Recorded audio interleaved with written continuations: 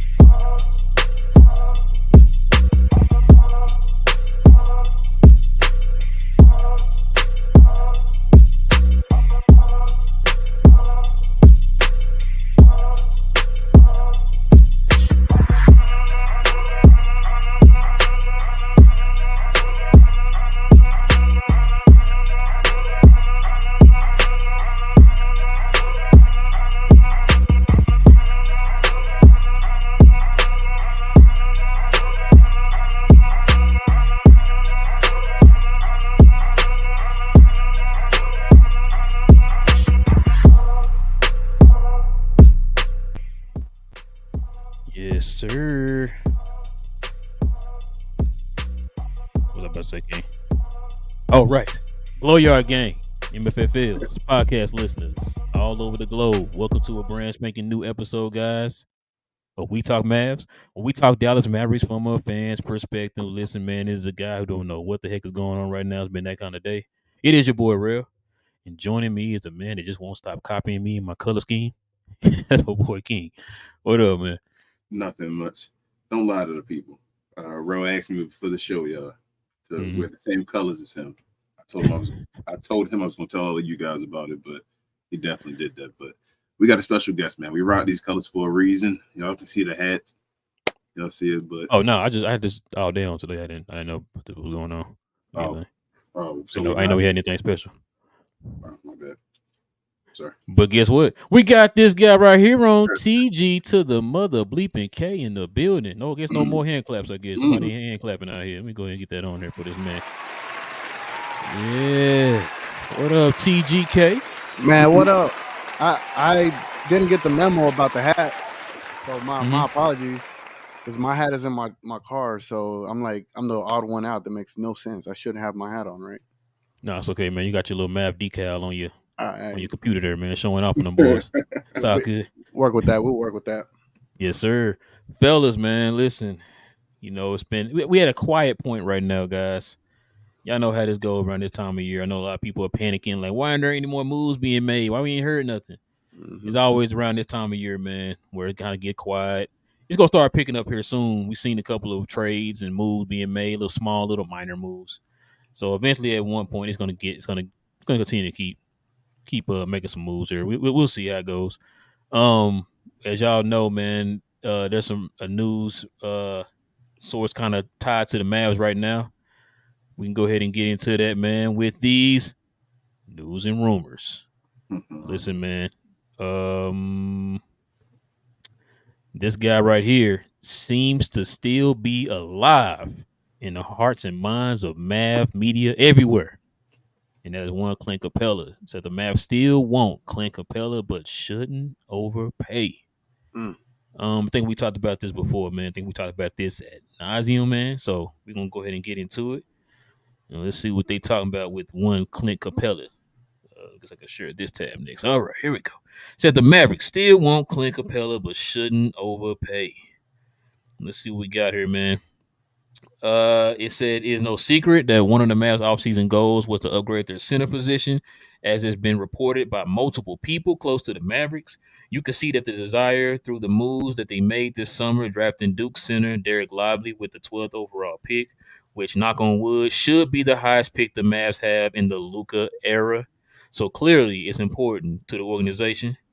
The Atlanta Hawks center, Clint Capela, has been one of the most rumored names for the Mavericks trade, first starting around the draft last month and continuing past free agency. NBA reporter Mark Stein reiterated that desire on his radio show on 97.1 The Freak. I did not know he had that. On Saturday, said the Mavs don't want to be done. Maybe they are done with the roster because further moves are not available to them, Stein said. They would love for if the chance of making their trade run at Clint Capella from the Atlanta Hawks materialize to this point. Stein makes sure to emphasize that nothing is on the immediate horizon in terms of trade talks, just that the Mavs remain interested if there is a chance Capella is available, whether that is directly through the Hawks or a larger three-team trade scenario. Stein also noted that the Mavericks rebuffed the Hawks before the draft on trading the 10th pick and Josh Green for Capella. Interesting. Said a few thoughts on the first. Good on the Mavs for holding strong in their trade talks, while the ghost of Kevon Looney seemingly still haunts this organization after what happened in the Western Conference Finals in 2022. Why does that sound familiar? Clear my throat. Sorry. Interesting. It's clear that team has a hard line on how much to give to boost the starting center spot. So when you draft a player like Lively at 12, clearly that means that the team is confident in the player becoming a starter at some point. No sense of mortgaging any part of your future like Green, Hardy, or future picks to acquire a player that in reality would just be a nice to have. Capella would fit well in Dallas, and you could argue his expiring contract next season could be valuable in a trade. But the Mavericks roster still has gaping holes elsewhere, particularly at wing. Capella is owed $22 million in 2024 to 2025, presumably when Lively is ready to be a starter. It just doesn't feel smart to unload good assets for that. So there you go, fellas. TGK, what is on your Mav TGK mind out here, man? I mean, when it comes to this article, I think we've all spoken about this ad nauseum, like you said, at length Mm-hmm. about Clint Capella and the idea that we could get him. I mean, at this point, it's really just going to come down to if the Atlanta Hawks want to play, because it seems like we're the ones that are trying to meddle our way and through the media to try to get Capella off of their hands. I don't know. I guess it's gone so far into this off season that I said this in one of my videos. I just don't want to talk about Clint Capella and the Hawks anymore because it's going to be a thing the whole season. I would love for us to just go ahead and get this deal done, whether it takes Tim Hardaway Jr. I don't know, send Kleba and McGee as well. It like for me, obviously Clint Capella puts you in a different, how would I say, perception. Because what we're lacking is that one guy that you can rely on. He's that center that could block, pick and roll with Luka. Efficient at the rim. Imagine his efficiency with Luka at the rim. He will be a game changer for us in the sense of like in the short term, and then obviously it allows Lively to develop and all that good stuff that we've spoken about before. But the idea that we're just kind of like hoping, like please, like trade us Clint Capella. I don't know, man. My hype level for this is really low. Like out of a 10, I feel like this is a 2 or a 3 as a possibility of happening. And so I'm just like, cool, more articles, cool, more Clint Capella stories. I just can't get hyped over it. But it would have been nice to have him. It still would be nice to have him. It's just what deal are we realistically going to do to get him, and that's the issue right there. Yeah, man, I agree. What you got, King? Basically, a lot of the same things. Not really excited. I don't want to give up anybody for him other than the guys we said, like Tim Hardaway Jr., as TGK touched on. We can give him up for a center. We've already agreed on that, and it would help the Jaden Hardy development. like I said, I don't want to give up any of the guys. No Jaden Hardy, no Josh Green. I'm glad they didn't give up that in the 10th pick. Capela's value is going down even more. I feel like over time. So that was a smart move. Mm-hmm. If we're gonna, like I say, JaVale McGee, if he said Maxi Kleber as well, and or even would you do? I guess Rashawn Holmes. You guys still willing to give up Rashawn Holmes for Clint Capela? For Clint, yeah, I would. Yeah. Okay, so Rashawn Holmes, Tim Hardaway Jr., and I guess the second round picks, hopefully, or something like that. I'm down, get it done. If not, though, like you said, TGK, I'm not like. I think Lively eventually it'd be okay. I want to see Rashawn Holmes actually get some burn on the team. Like I'm kind of interested in how he could play the Clint Capela role. I know he's not as big and he's not as known defensively, and doesn't grab as many rebounds. But I just like to see him in the situation a little bit. So if we don't have to give anything up, I'd be fine with that. But if I had a question for you, if we did give up that trade you said with Maxey included, do you, run? Well, not run. I just guess look at the Christian Wood thing at all as far as bringing him back. Well, in that article it did say knock on wood, right? So I don't know if that was intentional by who was the writer, Josh Bowe. Mm-hmm. Knock on wood, right? I don't know. I mean, the thing is, like, if you trade Maxey, it rushes Omax into that 4 spot. You utilize Grant in that 4 spot, so you got 2 players that could kind of fill in that role. I mean, again, that's too much on Omax early on, but I have nothing but belief in him. It's just the Mavericks, bro. I mean, we're talking about an organization, or more like a coach, not an organization, a coach that is stubborn against Christian Wood. Then you have an organization that's stubborn on keeping Dwight Powell.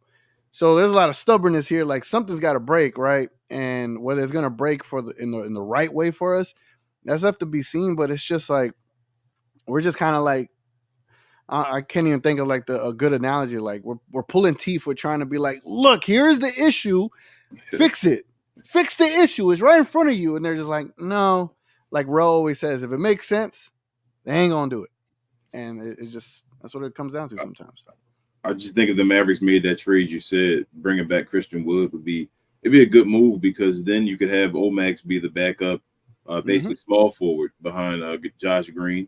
They're the 2 small forwards. Your 2 power forwards are what's his name, Grant Williams, and then Christian Wood off the bench. You got Rashawn Holmes beside Grant Williams, and then you got Derek Lively beside Christian Wood. I think that could actually work. But who am I? Yeah, that bro. Honestly, when you think about that kind of lineup and that kind of bench strength in a way, like you got Omax coming in for Green, and then you got Grant starting, and then Christian Wood coming in behind him, or vice versa. I like the idea of that team versus a Kleba versus a McGee. It's not as appealing as it would be the latter. But I still try to find a way to deal Dwight Powell if I could. That's just me. If we could. Yep. Listen, man. Y'all know how I feel about Clint Capela, man. I'm not beating the table for Clint Capela. To be honest with you, all the scenarios y'all throwing out about who we can give up to get this guy, I feel like Atlanta is probably more desperate than we are. Like they're more desperate of getting rid of him than we are of getting him. If that makes sense. So you can wait him out. You can just wait him out, and then when you wait him out, you can get him at your price. Yep. You know what I'm saying? Like, cause you get him right now, you feel like you're at the mercy of Atlanta. Like they're gonna want a Josh Green or Hardy or somebody like that. Just wait it out. We're not in a hurry. What was this? August. We got time, so you're not in a hurry for anything. Wait it out. We already know. Shout out to Demond and We Talk Hawks TV. They've already talked about this before. You already know Atlanta is desperate to get rid of Capela. The only team you've been seeing linked to him is Dallas. Nobody else is out here dying to get Capela. Yeah. Maybe Toronto. I think I heard Toronto, but very vaguely. You know what I mean? So that's why I say I'm not worried about it, man. If we get Capela, cool. If not, cool. You know what I mean? Like I'm not beating the table for Capela. Y'all know how I feel about him. He is definitely the true definition of the word that TGK don't like. Stopgap. He is a stopgap center for sure. Like I said, like the article just said, his contract will be viable next year. because they have 1 year left. So I think that's why Dallas kind of wants to get him too, because he can fit both an asset and can fit that position that we need for right now. And I remember on the crossover, the first episode of the crossover, Freezy kind of mentioned what this article mentioned with Lively. You drafting him that high, especially in the lottery. Maybe Dallas is looking at starting him at some point this year. Maybe. We don't know. I need to see a lot of this stuff first, man. Like, we can speculate a lot. We can kind of go off of potential. I know that's a word King don't like, but I want to see these things first, man, before we kind of just like, oh yep, that's it. This is it. You know what I mean? Like, I want to see it first. I want to see it. Let's get some preseason games in here, man. See how this is gonna look. Because the article is right too. I think we touched on this before too.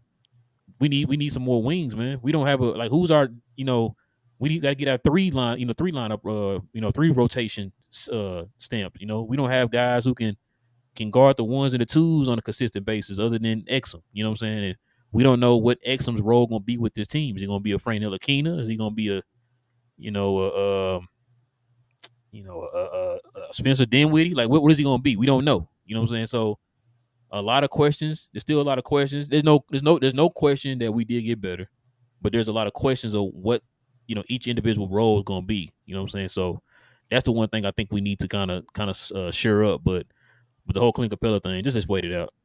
I'm not in a hurry to sign Clint Capela, man. Like I said, he's not one of the ones I was like, oh yeah, we got to get this guy. So but he does do what the white power do, like everybody talk about with the hustle and the setting the screens and everything. He's a better rebounder and a better shot blocker. Something we've been dying for the last 815 years. So I'm cool. I'm cool with either way, man. I'm not. Clint gonna get his 10 points. Yeah, like I said, he averaged that. What he average? 12 and 10 this past year. And that was a down year.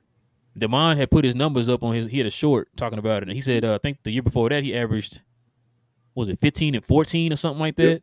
Mm-hmm. So, bro, he gonna get you double digit rebound. We ain't had that in a while. Probably since he can get you double digit points. That's what I'm saying. He gonna get you double digit points. No, I know about the points. You know what I'm saying? He got a lot of that off of the pick and roll with him and Trae Young. I'm talking about the one thing we've been missing is rebounding and a paint presence. Like, he definitely gonna give you that. So there's no question about that. I was kind of trying to throw a knock at Dwight Powell, basically saying Dwight Powell is so good at pick and roll, but he can't get you double digit points. Your boy Clint Capela is gonna get you double digit points. Stop! Don't do that, bro. How many houses that Clint Capela built? I mean, he built. We're not talking about on the court, right? We're talking about off the court. How many houses has he built, bro? I don't know. Clint Capela may have built a few. How many Walter Payton awards has he won, bro? None. No Walter Payton awards. Don't do that to Pop. Don't do that. But yeah, man. Other than that, man, that's the only thing I'm really hearing with the Mavs. And man, shout out to Mark Stein. TGK, did you know he had a show? Yeah, I was aware of it. I tuned in a couple of times last couple of weeks, but it's all right. I don't mind it. I want to say he has a Dirk interview tomorrow on there. Does he? I thought I saw that. I thought I saw that he tweeted that maybe a little bit earlier. Well, is it still tweeted? Is that the right word? Is it X'd? Yeah. What is it now? I'm sticking with tweet, man. I mean, we still. White man today. I'm like, I don't know. But what's the official term though for it? Is it a post? I think it's post. It's just so he posts. Yeah, but post on Facebook and stuff too. Come on, man. Come on. Elon tripping, man. That's already Facebook, man. You can't say post. But yeah, he posts. I guess he posted that earlier, talking about he has something. He posted a little snippet of something with him and Dirk tomorrow. Yeah, that's his best friend, man. So he can get Dirk on any time. Yeah. Shout out to Dirk, man. Got my jersey. You don't got it yet. Pre-order. Oh, right. I'm the first in line to get mine. But yeah, I'm gonna wait for the hanger to have him for $20. And I'm actually gonna get it. Good luck with it. You gonna tell me to get it? I'm gonna buy it for myself. No. Is there anything else I want to add to that, man? I'm just looking forward to the days that we don't have to use or utter that saying that stopgap center. I'm looking forward to the days that those are done. TGK, listen, man. We got to keep saying it, man, just for you. For what, man? Well, what do we accomplish with the stopgap? Like, have y'all ever heard of that phrase before we drafted Lively?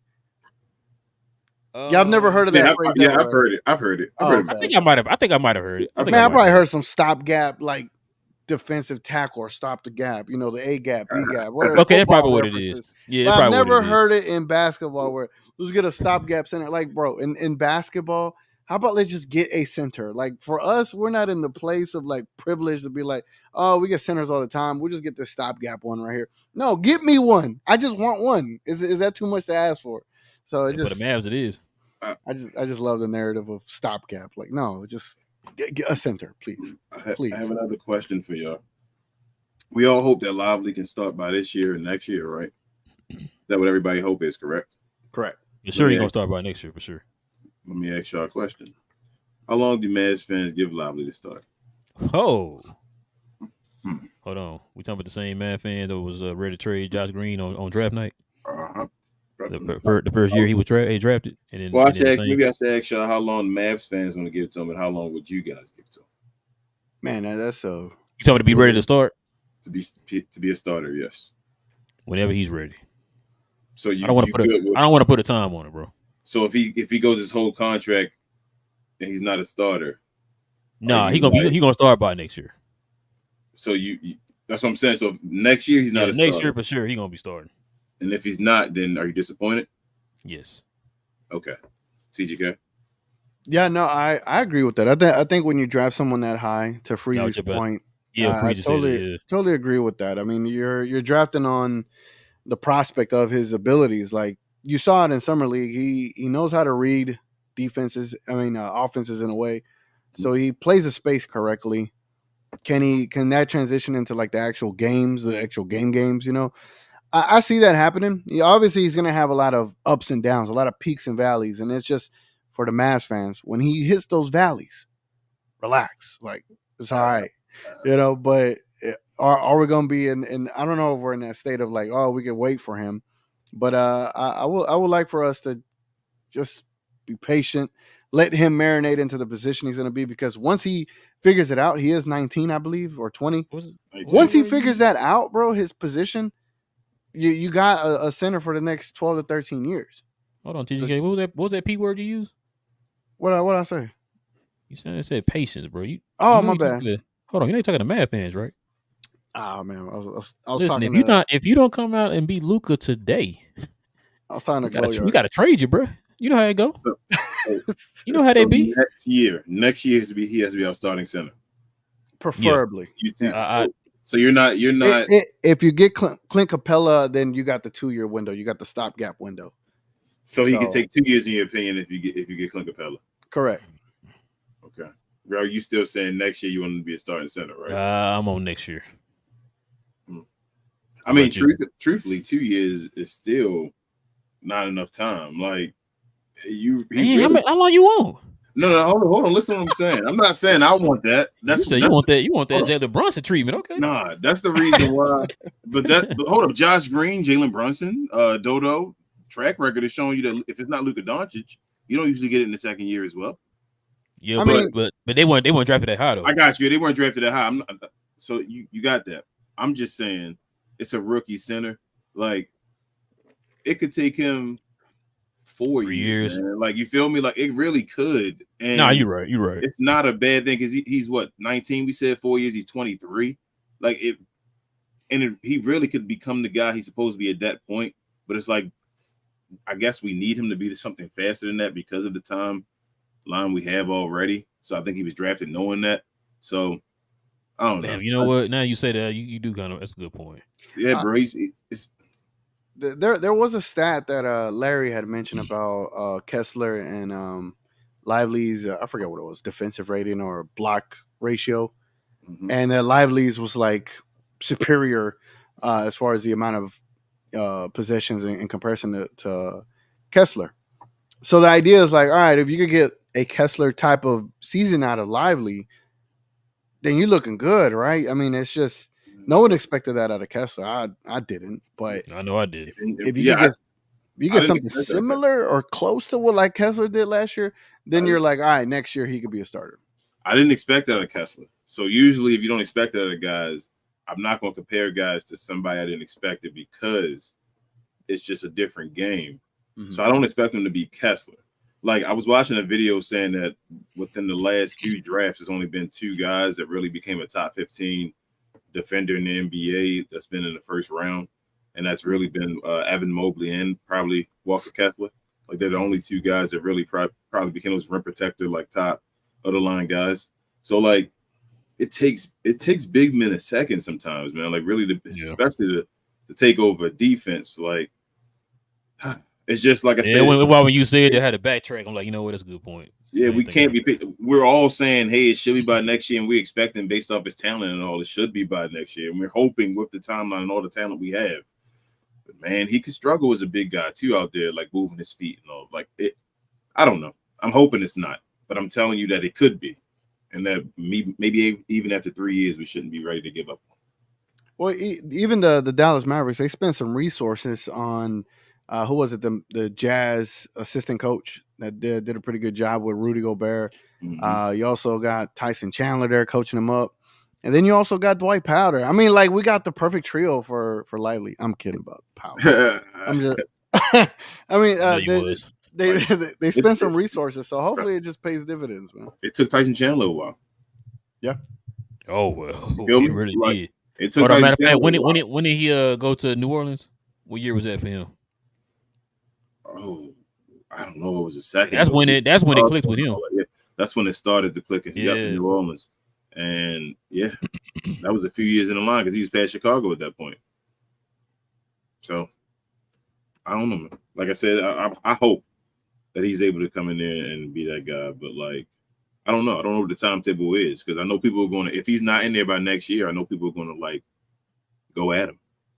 Do you think that Luka and Kyrie make the game much more easier for him to the point where he just really has to focus on defense and rebounding?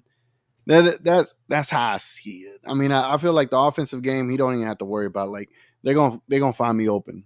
I don't have to worry about shooting. I ain't got to worry about anything else. If I get a rebound, just put it back up or kick it out. Easy. The defensive end, that's where I would like for him to just focus all of that attention on. That way he could be out there when we actually need him. But then again, you also need him to be an offensive threat. But that's where Luke and Kyrie come into play. Yeah, the offense would be fine. I think the offense, he'll get 5 buckets based off of just dunks. Like that's going to happen. It's just about him anchoring the defense, like I said, as far as being in position, not fouling, all that type of stuff that just happens in the NBA when you play a different game. And if he can come into the league being like he was, not jumping, if that's like not fake and it's real that he actually stays down, he plays the way he plays, he should be fine. But you never know. Like that's just the NBA. You never know. It turns around and you'll be like, what? This is him. This is how he plays. But we'll see. Yeah, look. Y'all right. The thing too with him, we want him to play the exact same way he played in summer league. Mm-hmm. That's what we're asking him to do. Basically, you want him to, like you said, I think it would become easier for him. Now look what he did with summer league without a guy like a Luka and a Kyrie on the court. You know what I'm saying? So he'll get a whole lot more space to operate as far as being able to put those second chance points back up, to be able to get the offensive rebounds and all that type of stuff. So I think it will help him having a Luka who's a black hole himself as far as drawing in defenses and stuff like that. And you know what Kyrie can do, have both of these guys. It's also going to depend on the way that the offense is set up. If it's a way to where, Luka and Kyrie can both be dual threats as far as drawing defenses to them, not just having one guy dribbling and the other guy standing in the corner, then yeah, that's going to open it up even more for Lively next year. You know what I'm saying? So that's what we're hoping. It's going to really depend on what this offense looks like. I haven't gotten any idea. All I know they're going to play faster. I have no idea of what's going to look like yet. Like I said, probably until preseason, kind of get an idea what the team's going to look like. Hopefully it's going to be a whole lot different, man, with a Luka and Kyrie training camp under their belts, man. Yeah. But if you're asking me though, like real talk, if we get anybody other than Ayton though, I think Lively starts by the end of the season. I was asking a question just to see if you guys were going to hang him by the time got to. You asked, well, we gonna hang him? Yeah. Just saying after like how long it would take for you guys to say I'm done, I'm off the train. I mean, looking at the centers that we got, I would hope by the halfway through the season he's figured something out to where he's better than Dwight Powell defensively and can put up the same kind of offensive numbers Rashawn Holmes could put up. That's what I'm looking forward to. If he could do that, then he should be able to beat our centers. It's not like that's impossible to be better than. But if you get a Clint Capela, that's where I'm like, all right, well, Clint obviously is it's going to be quite better than Lively at this juncture, as Harper would say. But I would think more Omax is going to be starting towards the end of the year, if out of any of the rookies. My thing with Lively, real talk, if he can get to 10-10, I know it's my magic numbers. If he can get to 10-10, start him. That's all we need, man. That's it. Like, I mean, like I don't care about a Clint Capela. I don't care about anybody else. If Derek Lively in his rookie year gets to 10-10, where he's out there and it's like, all right, he's consistently putting up 10-10 every game, play him from that point on. That's the point where you play him. That's how I feel. To be honest with you, I'm not too much wrapped into his offense. If he can help us anchor that defense, man, and get those rebounds, something we've been missing at that position for the last 815 years. Listen, man. Like, I understand because with Rashawn Holmes, he's more of an offensive type of player. He has a bag at the offensive position. Like, Lively doesn't have that. He's going to be heavily dependent on Luka and Kyrie to kind of set him up. So, like, I'm not gonna put a lot of pressure on him on the offensive end. But like King said, them rebounds, if he can get up there, can get us like a block and a half or something. Maybe 1.2. You know what I'm saying? Like, I'm good. Bro, I'll be good with that. Get me one. Just I'm one. gonna be happy. I know that he can get more than one, but really seeing a center getting me one would make me happy. That's what I'm saying. Like, to see that, like, wow, I got a center that gets me one block a game. That's awesome.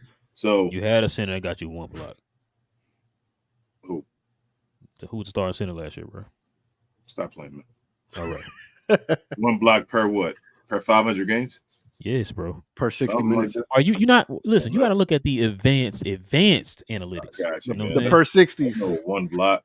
But yeah, the 10 and 10. If he's starting, bro, he's gonna give me 10 points. That's how I feel. If he gets to the point, like I said, if he becomes a starter, 10 points. Yeah, starter. Yeah, I'm talking about like for this year. Like, yeah, just in a regular, you want him to get the rebounds, you want him to get the blocks. That's the defense. You're right. I'm talking about to become a starter. If he's at that point where I'm like, bro, he's a starter now. If he can give me 10 points, 10 rebounds, he's a starter. Bro, if he getting you them Tyson Chandler numbers, bro. You said statue in the. If he's there in his rookie year, absolutely, bro. You might as well get. Hey, what did Kessler get? What Kessler average? Did he get? He might have. Was he 10?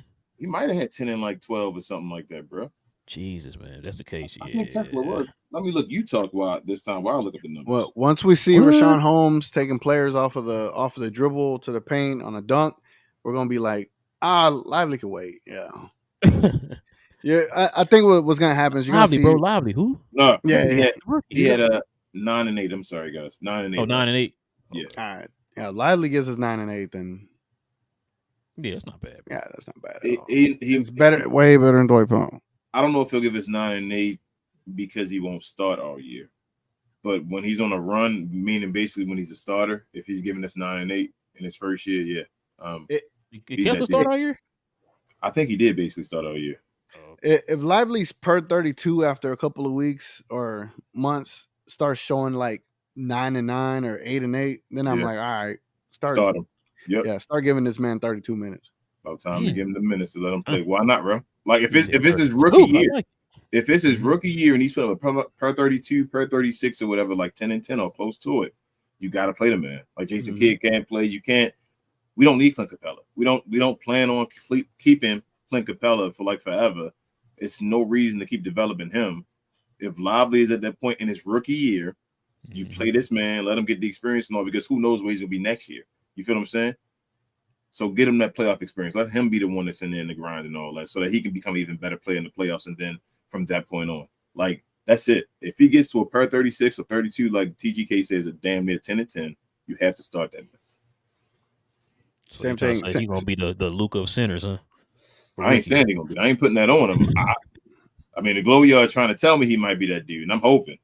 Right. But if he is, if Lively adds a step back, it's nah, that's not, bro. I don't even need him to do. Like I said, I know. He literally, I know you're joking, TGK, but there's some people that be wanting like you gonna shoot about 5 threes a game. No, bro. He doesn't need to be that. He can be dominant being Tyson Chandler.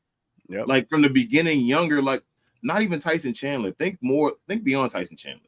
Think like a DeAndre Jordan, like before, not the DeAndre Jordan Yeah, that we got. not the DeAndre Jordan The now. We talking about DeAndre Jordan of the Clippers. early You know what I'm Clippers, saying? yeah. Like at that point, I feel like DeAndre Jordan was a more. That's why we wanted DeAndre Jordan, because he was like an advanced Tyson Chandler. That's the type of player he was. If Lively starts off around Tyson Chandler, because Tyson Chandler best years were like 10 and 10. And he probably will be like a DeAndre Jordan or even better than that if he can get around there in his first year. And DeAndre Jordan was an all-star. Yep. I agree. All right, man. Y'all got anything else y'all want to add, man? Shout out to Lively, man. Shout out to Luka, about to get a game going. We about to start seeing some Maverick basketball soon, man. Yeah, like, finally. Yeah. Hey, man, you want to do? See Dwight Powell, Canada. Oh God, I'm so excited. Can he stay over there? I am excited to see the Canadian team, though. Yeah, I want to see. Nice. I do want to see them. You want to do post games games for Slovenia? Ooh. I mean, we're gonna be way behind though, but we can do them. We can do them. That's fine. I'm down. We can start on. We can start on the second game. We'll start on the second game. Okay, because they're gonna be. They play. Do something. Do they play in the middle of the night, or when do they play? No, they play at 6:30 a.m. August 25th. I was thinking about doing the pregame show, but I was like, nah. So 6:30 your time? I'll be like, let's go. So 7:30 my time. He's on a post game. Yeah, it'll just be a night. So we could. It don't matter. Knock it out before you head out for the day. Yeah, because TGK just said tomorrow. Well, technically for you, King, today, it's at 1:30 p.m. So 1:30 in the afternoon. Yeah, so I gotta find out what channel that's on.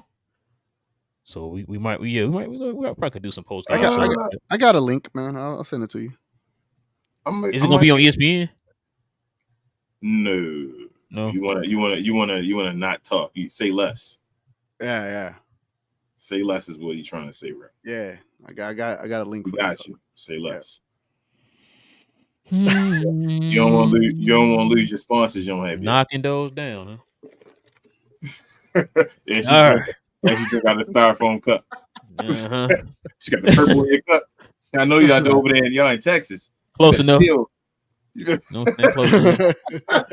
All right, man. Let's go ahead and get to the peoples, man. Let's go ahead and get into these questions and these comments out here in these Maverick streets out here, man. Yes, sir. Listen, man. If you guys have any questions or comments addressing us, man, y'all know what to do. Hit us with that WTM in front of your question or your comment, guys. So that way we know you're talking to us and not one of your fellow Glow Yard family members. Also, guys, be respectful in the comment section, man, to your fellow Glow Yard, man. We all here to have a good time and talk about them Dallas Mavericks, y'all. We don't got to be disrespectful to one another. So please, guys, hit us with the WTM. Okay, Queen just put the date up there. She said 26. Zavini plays Venezuela at 7:30 a.m. Is that what you talking about? Yeah, my bad. I was off by a date. So tomorrow's like a practice game? Exhibition? Mm-hmm. Yeah. Oh, well. So I got the. I'm gonna send. Wait, let me send it to you real quick, King. While we talk, I think they're like friendlies. They're like little exhibitions. Yeah, exhibitions. I think Luke only gonna play like a quarter, maybe. Yeah, it's what's this one? It's 1, 2, 3, 4, 5, 6 of them. God. And Giannis not playing.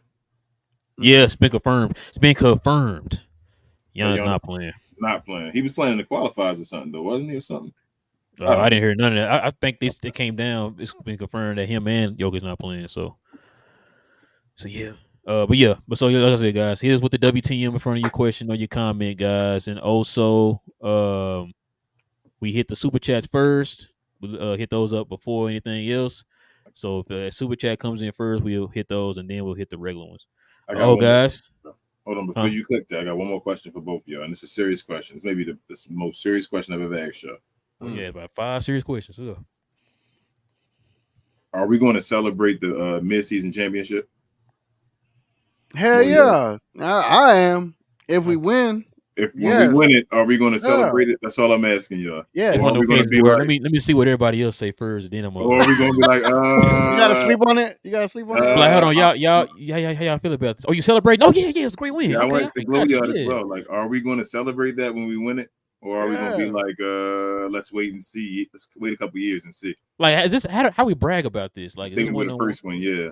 We were the first. I mean, we'd be the first if we I do guess, get it. yeah, I guess you could do something like that. You Yeah. could be that Yeah. one, but You could be the first to win the midseason and the end of the season, the NBA championship Finals. together. Yeah. So we are going to celebrate it though, right? So whoever wins that has the right. Are we claiming that now? Listen, Has the yeah, right to celebrate put it it. like this. If you win it, you got to set the standard for it. You know, if they want this to be like a thing, then we gotta celebrate it, man. But if you Listen, win it, you I'm got to gonna do this. I'm gonna do this. If y'all two celebrate, I'm gonna celebrate. Okay. So hold on. How about we put this to add this caveat? If you Right. win it, your team has to make the playoffs, so, or you can't celebrate it. I would celebrate it right in that moment. Mm, Like I'm well, not gonna wait to celebrate it. Are we celebrating like So what like happens at the end of the year? Do you still like say rub it in people's faces and say, "Hey, we won the mid-season championship"? Be like, at least we won something, all You know what I'm right? saying? I don't know how to Man. feel about this yet. That's what I'm saying. Say, Like, what are we doing? We standing on top of the table like Patrick Beverly after he won that Nah, game? Or how we doing this? It'll probably be the equivalent of a first round 1-game victory for a celebration. So we on to the me. ground like Mutombo with the ball in his hand screaming, or how we doing this? are they gonna have merchandise that we can buy? It's gonna be like winning merchandise, like you won the mid-season So do tournament. we parade around downtown Dallas with the trophy, or how we doing this? I'm serious. This is gonna be like, congratulations, Dallas. You guys have won a Nah, championship. What are you gonna do? Are we talking on commercial? Be showing the merch, Yeah. showing the shirts and stuff. What are you guys gonna do? I'm going to Disney World. You feel me? Like, is that what are we gonna do? Are we gonna celebrate it? I'm serious. I think it's I just have gonna no be an idea. I think it's just gonna be an arena announcement. Like, congratulations to your Mavericks for winning the mid-season cup. I'm just rubbing the fans. Like, how do It's we gonna like? be- how do we brag? Do we brag to other teams? That's what I'm saying. Like, I don't. Say, Man, it's I gonna be got one of them cases, bro. You gotta mid-season wait. You gotta wait a tournament. couple years, man. You gotta wait a couple years to kind of get an idea of how everybody's gonna feel about this, man. Well, some teams may not even take it serious at all, and then it's like, Yeah. Like, do you feel me? Like, I guess we do got to see, bro. We got to see how. You know what? It'll take like ESPN and somebody hyping it up, Mm-hmm. and then it will be like how people are. If ESPN kind of drawing attention to it, then they'll feel some kind of way about it. They got to do something, because I'm like, how do you? I'm just trying to think. The first team is somebody's going to win it this year, and it's like, are they going to brag? Are they going to be like? It would be funny if it's Phoenix, right? Shout out to Trey. So he can. But yeah, do they get a banner for that, or like how's that work? You crazy? That's kind of a shot. That's a shot right there. Oh, That's a shot. That one is a shot, Trey.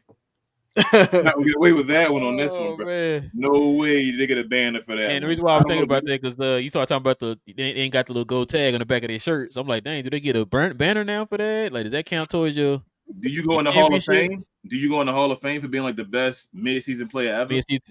That's a great question. I'm being serious though. If you got like a whole bunch of championships and you like that dude, are you call Jordan Jr., man, if you in the clutch during the mid-season tournament?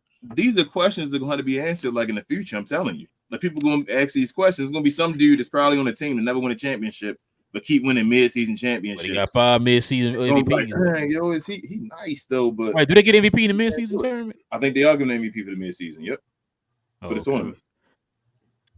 Well, they just give so many trophies now, man. Because all the games count until the cup game, right?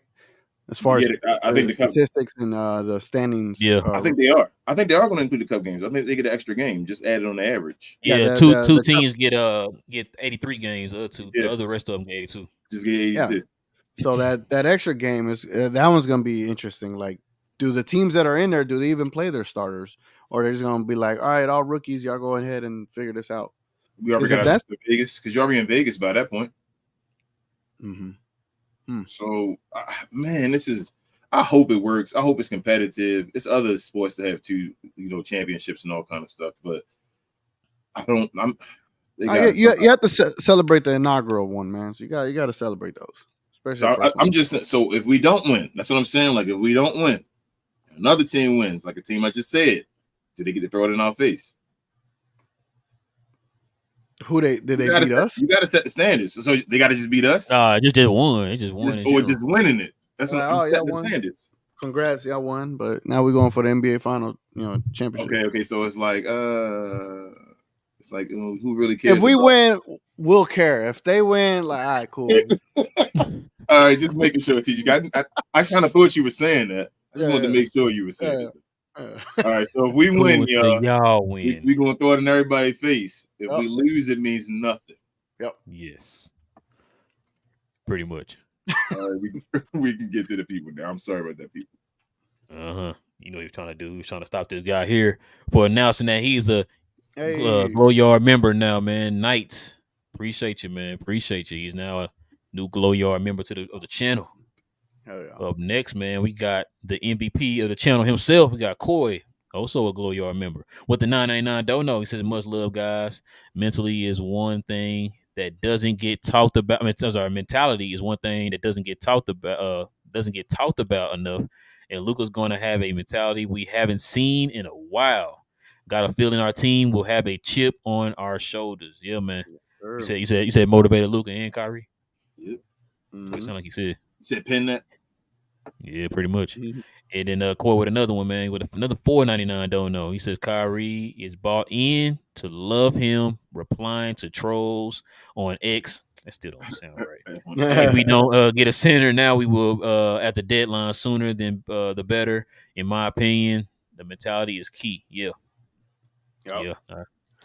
I agree. X, man, that still sounds stupid, man. I changed it in the description too, bro. I knew you was gonna be mad. You did for real? Yeah, say X. Trash. Richard is a Glow Yard gang member. He says, until I see otherwise, I'm sticking with something Rel said a while back. If it's being talked about, it's not what the Mavs would do. Haven't seen anything yet to change that. It's kind of different though, Richard. Yeah, I think it's becoming a little more. And not only that, listen, you already heard us talk about this before on this show a million times. We need to have another slogan on here, other than "In Nico We Trust." We need to have Mark. If Mark Stein said it, you need to listen. You need to listen. It's gospel. It's gospel. Yeah. We need to make a shirt with Mark Stein preaching. Yeah. Mark Stein, gospel. That's what it is. Frank Glow Yard gang member.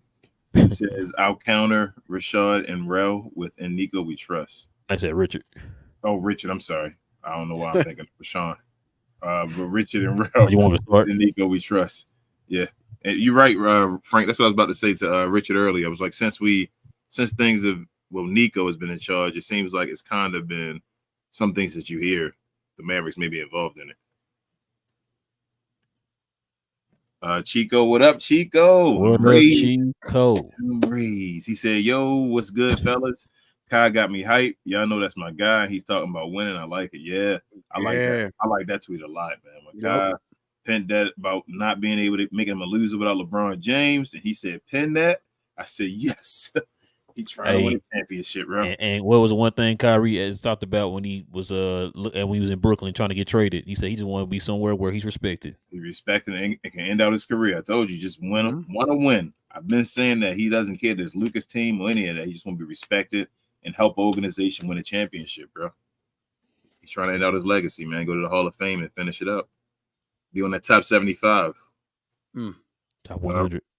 Rev says, yeah, well, it'll be top 100 by the time you're on there. You're right. Rev's Glow Yard gang member said, what's up, gang? I'm the only Bud fan here. I tried my best to warn everyone and their mama here in Dallas about him. They effed around and found out Bud caught a great white with his bare hands. Yeah, man. I'm a Bud fan as well. Oh, what happened? Who was that? In Dallas. That's man. I was watching that fight, bro. I was watching that fight. I don't even know if I want him to get a rematch. Like, I can't believe that was Earl Spence. That's how I felt. Yeah, I mean, because there's a lot of conversations about all of the injuries and the surgeries that he had to go through all of his car wrecks. They said he looked a little bit off walking into the ring against Crawford. He got dominated, bro. Like, I felt bad. I think it was like the third round. I was like, man, throw the flag. Like, get him out of there. I felt bad for thinking Earl Spence was good watching that fight. That's how I felt. Like, whoa, what? I felt bad seeing a Dallas native get destroyed like that, man. I haven't seen something like that in a long time. To see it that way, like someone that dominant, that's been dominant like that, to get dominated in that fashion, I felt bad for him. I was like, man, I don't know if he getting a rematch. I mean, I would love for it to happen though, and then somehow be like a fluke, and he actually not be like that. But man, to watch that, I don't. Crawford didn't even pull out the orthodox style out.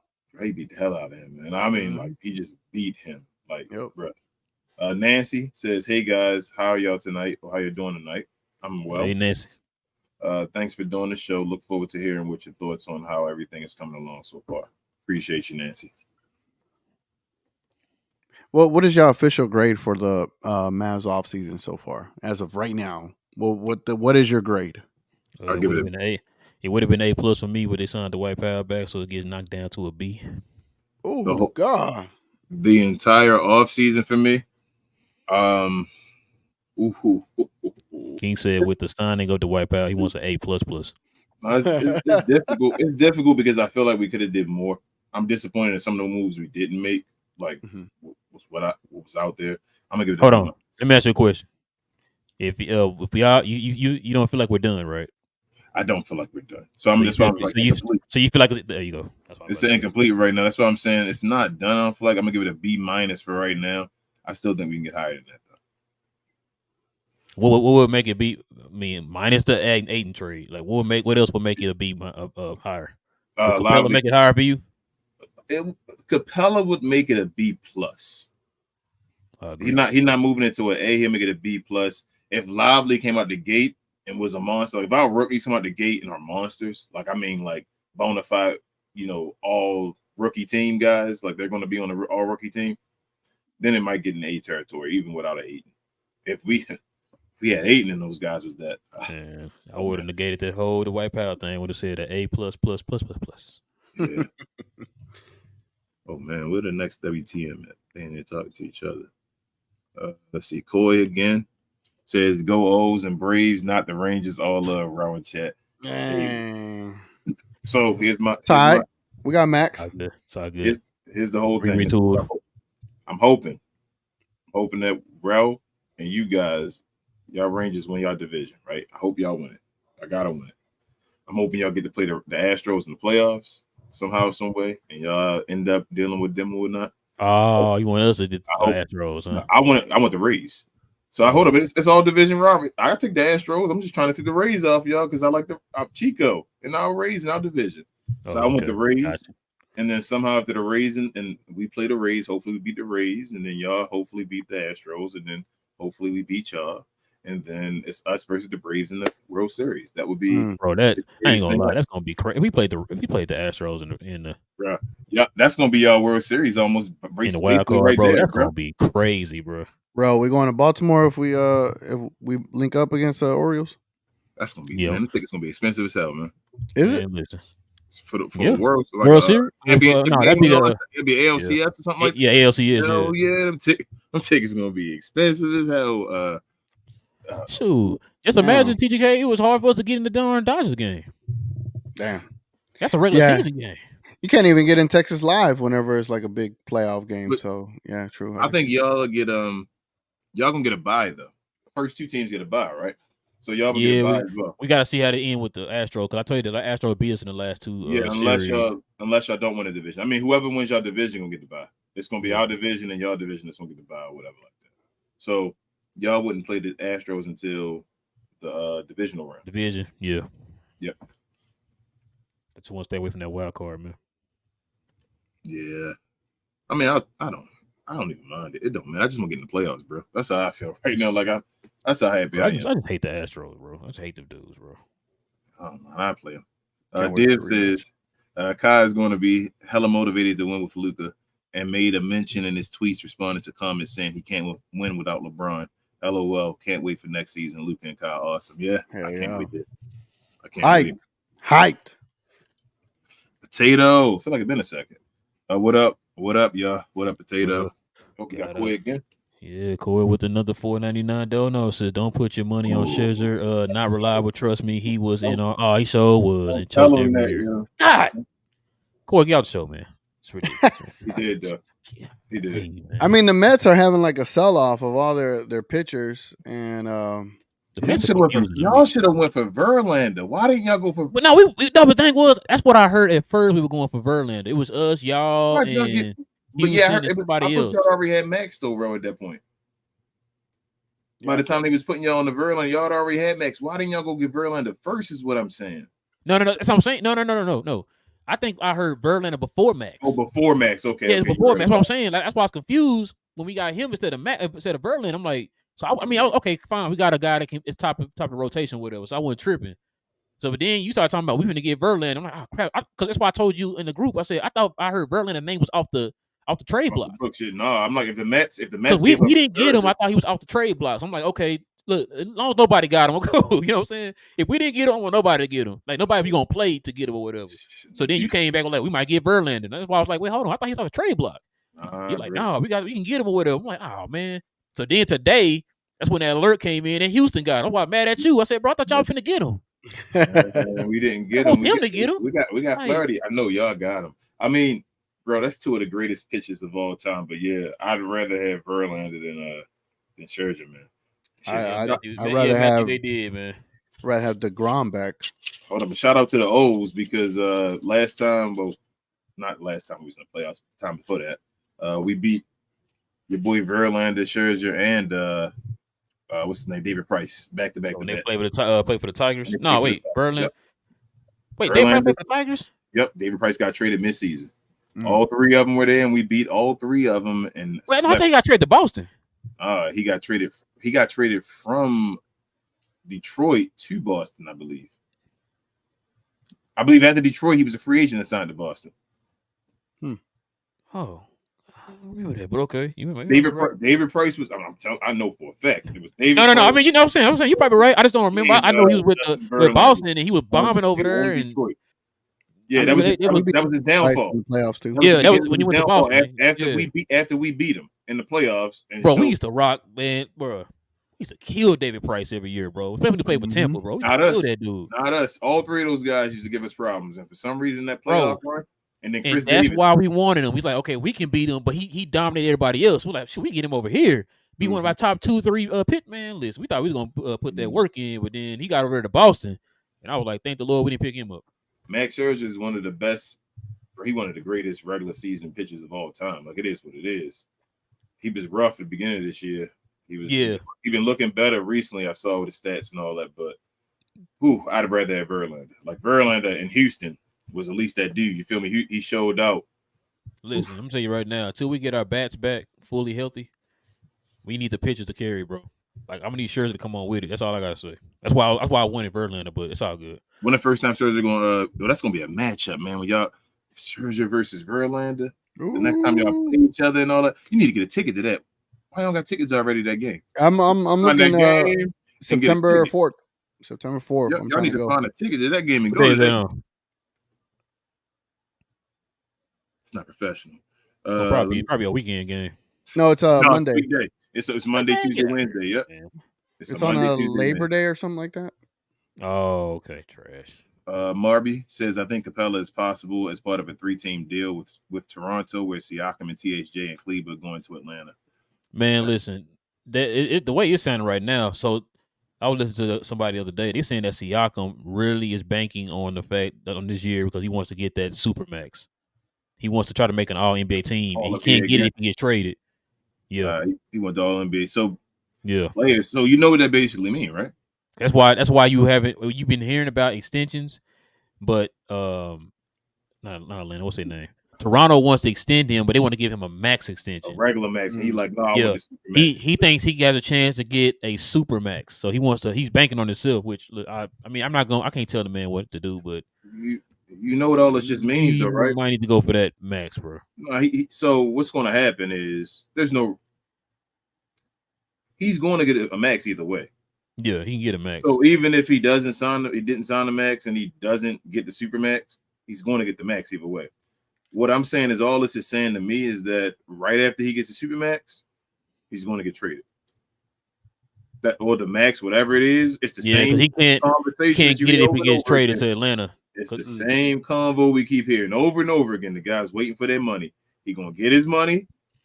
Pascal Siakam gonna be gone, bro. That's what I'm saying. And Marby said I meant THJ to Toronto. I knew what you meant, Marby. Nick says, what's good? What's good, Nick? What's good? He also says, I think Capela for the right price is the best move the Mavs can make right now. I still say it's Aiden, but I'm okay with Capela. I'm not. Indifferent. Like I said, I will wait out Capella because, like I said, Atlanta probably more desperate to get rid of him than we are to get him. Yeah, you mean just going to the season what you have, and if it doesn't work, Well, no, I think Atlanta's close going to to the get rid season. of, but before the season starts. That's why I said just wait it out. We got 2 months. It's fine.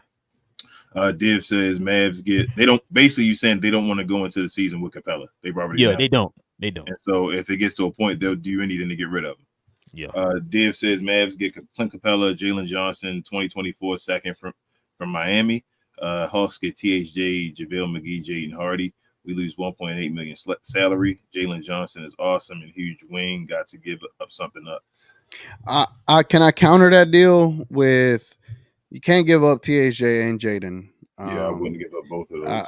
If it's 1.8, I think that's Jaden's salary. So I would just throw in 2 extra picks from us, like 2 seconds to cover for Jaden. And I would 1000% do that deal. But I just wouldn't give up Jaden in that deal. I don't want to give up Jaden, and I don't know if Atlanta gonna give up Jalen Johnson either. Yeah, I said that before. But especially if we grab in the second rounder from Miami, I mean, I'll give those 2 second rounds up in a heartbeat instead of Jaden Hardy. So, but yeah, I don't know if they give up Jalen Johnson though. Yeah. Potato says, I think Nico and Mark know exactly Clint Capella's situation, especially with the rise of Onyeka. That's how you say his name, right? Okongwu? Yeah, Onyeka Okongwu. Onyeka, okay. Double O. I know his last name Okongwu. Just making sure I ain't slaughtered the first one. I apologize. They knew Atlanta wants to play Okongwu full time. That's why they patiently waiting for things. Yes, Potato.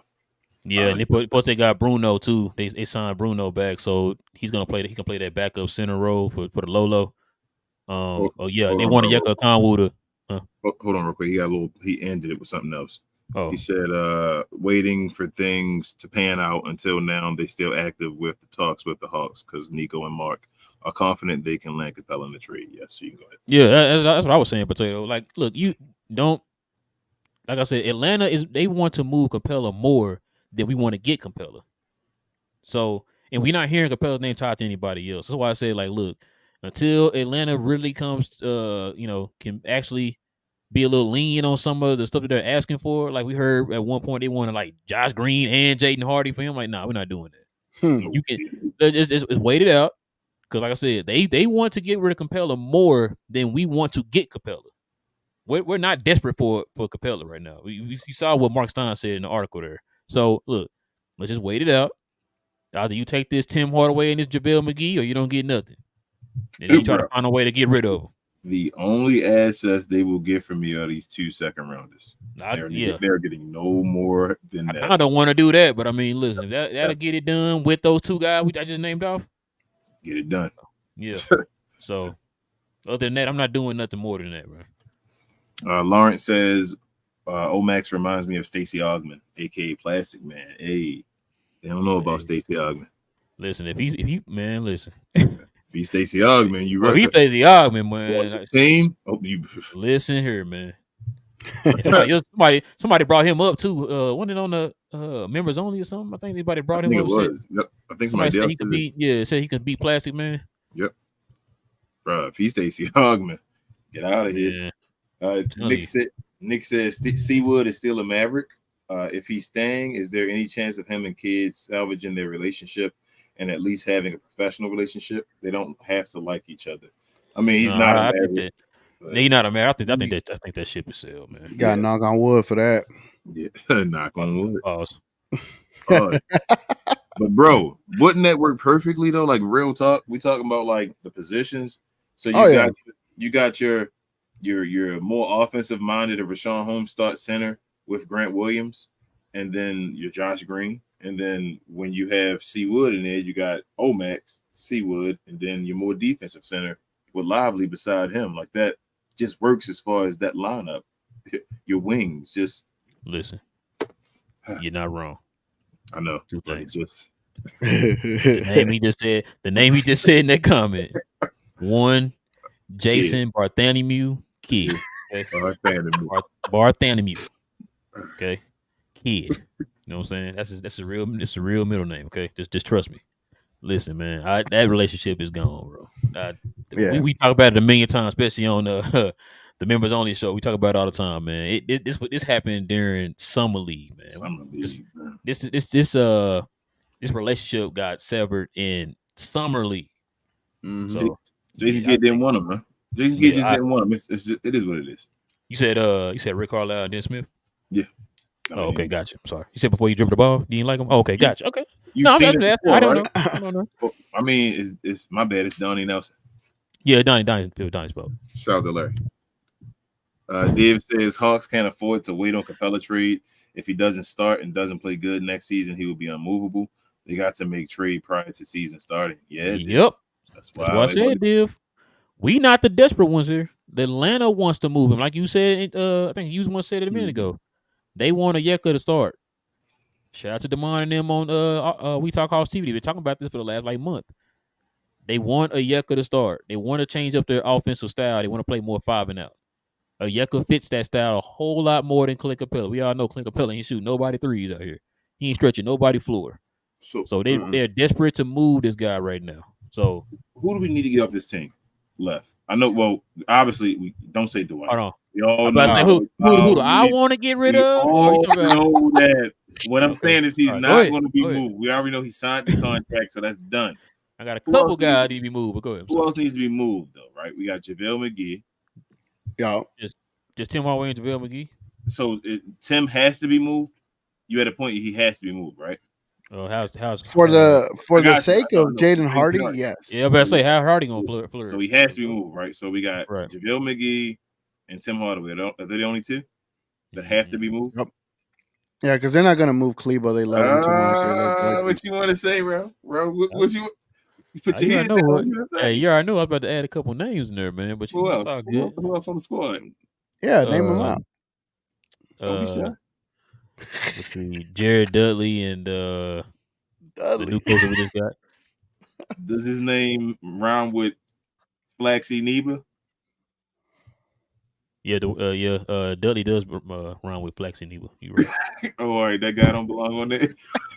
you don't want him traded away? Possibly. Nah, the two best friends that anybody can have need to be added on there too.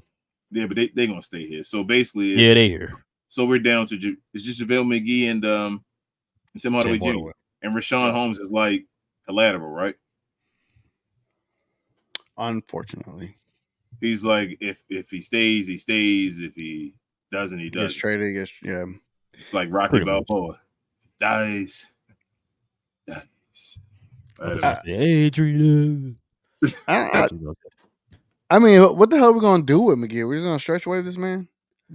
I think that's what they're trying to avoid, but we're in the same Clint Capela spot. Like we're waiting to if we can get rid of him. If not, by the beginning of the season, where they're going to say, "All right, JaVale McGee, you're done." That's messed up though because they're gonna cut him, and he's not gonna have time to go to another team. Like and get. Dang, that is messed up. It is kind of messed up, but at the same time, they don't like JaVale McGee. They feel like they gave him the contract, and he didn't deserve it. So it's kind of like shady. That's Donnie's fault.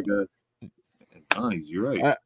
Are we sure that Jaden Hardy? Because we've been hearing that he's from Brian Damaris that he's probably the odd man out of the top 10-man rotation. So are we even sure that Jaden Hardy would even be a part of the 10-man rotation if Tim Hardaway Jr. got traded? Because I have this weird, odd feeling that Exum is just going to end up getting more minutes than Hardy for some reason. I don't know. I have this gut feeling. I feel like the Mavericks is like scaring us, man. Like I feel like Jason Kidd went towards Jaden Hardy at the end of the year. Like I remember last year, I didn't feel like Jason Kidd started playing the kid and was playing him all the time. So I don't think. I would hope not. Like y'all scaring me, man. I'm like, listen, man. Not me. That's Damaris. You know, he scared me. Yeah, but like, why would? I mean, you're right. Why even get Exum, right? Like, and that's not even.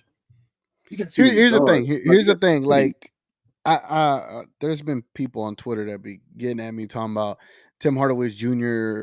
Shooting after the All-Star break was, 40-something%. It was so great. This and that. I remember the way this season ended, and his shot was not as reliable as Jaden Hardy's was. Jaden Hardy was super reliable. Jaden Hardy could take it coast to coast and dunk on people and send a message with a dunk. You send Tim Hardaway on coast to coast, you hitting the side of the backboard. So it's just again, I get it. He shot well. This is a good thing that he finally shot well. Maybe his value is at an all-time high. This is when you go ahead and make that pivot and get him off your team so you could now build up Jaden Hardy. Because Jaden Hardy proved to you that he could do it. That he could do it. He can make shots when he's wide open, and that he can do. You're right, TGK. Your guy Jaden Hardy at the end of the year was playing like a star player at the end of the year, and Tim Hardaway was playing like the perfect role player. They were playing two different positions. So it's basically what do you want? That's where that potential word comes into play again. It's like Tim Hardaway will never be a star. Cussing, huh? That's no disrespect to Tim Hardaway Jr. He'll never be a star, bro. Like, it is what it is. I think he knows that at this point too. That's why he wants to stay on his team so badly. But Jaden Hardy has star, at least scoring potential, and we see that. And I tell you, when guys are elite at stuff where you can see with your eyes, like, I'm like, bruh, you don't just throw them guys away. Like, I'd rather throw away Tim Hardaway Jr. per se, not to say literally, than throw away a Jaden Hardy, because I can see Jaden Hardy's value is going to be better than Tim Hardaway Jr. And if Tim Hardaway Jr. was able to get $18 million, then I can only imagine what Jaden Hardy's going to get. His value right now is higher than him. We see a lot of people want to throw him in trades and stuff. And that's what I'm saying. So I can only imagine that. So, like, you can't get rid of that. Like, this guy's only year 3 now or whatever. Year 2. I'm sorry. Year 2. Geez. So like, just imagine where he'll be in year 5 if Kid uses him correct. That's again that part that we always throw around. We're like, it should be. We see what's going on right now in year 5. Jaden Hardy. Yeah, y'all throwing out things that make sense, but we all base this off of Jason. What they say his name was? Bartholomew Kid. But you, just like you said, Damaris just said he don't see him being a part of the 10-man rotation, and that doesn't make sense. Out of Curry, Tim Hardaway, and Hardy, who's the better player? I put this on Twitter, but I want to hear from y'all. Who is the better player out of those 3? It's hard, TGK. It's difficult, and I'm gonna tell you what. Obviously, I guess it's Jaden Hardy. It's just so difficult to call a guy a better player already, but it's Jaden Hardy. Jaden Hardy's the best player. That is the correct answer. I got kind of fried on Twitter for saying that, because I was like, full disclosure, because Curry is a role player, a high-end role player in a specific situation. Tim Hardaway is obviously a role player. He's not proven that he could be your third option, like consistently. He could be your fourth option. It'd be great as a fourth option. But Hardy, as a rookie, proved to you that he could be out there with Luka from an offensive perspective. Yeah, there's some rough edges around his defensive game. And yeah, maybe people put too much stock into how he performed in the summer league, which I beg people to, chill the hell out, right? You saw what he did last season. You saw how he played towards the end of the year.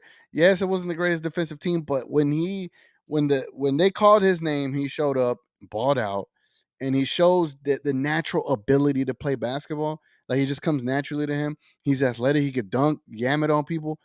Those are things those other 2 players cannot do, and the other 2 don't have the handle that Hardy has.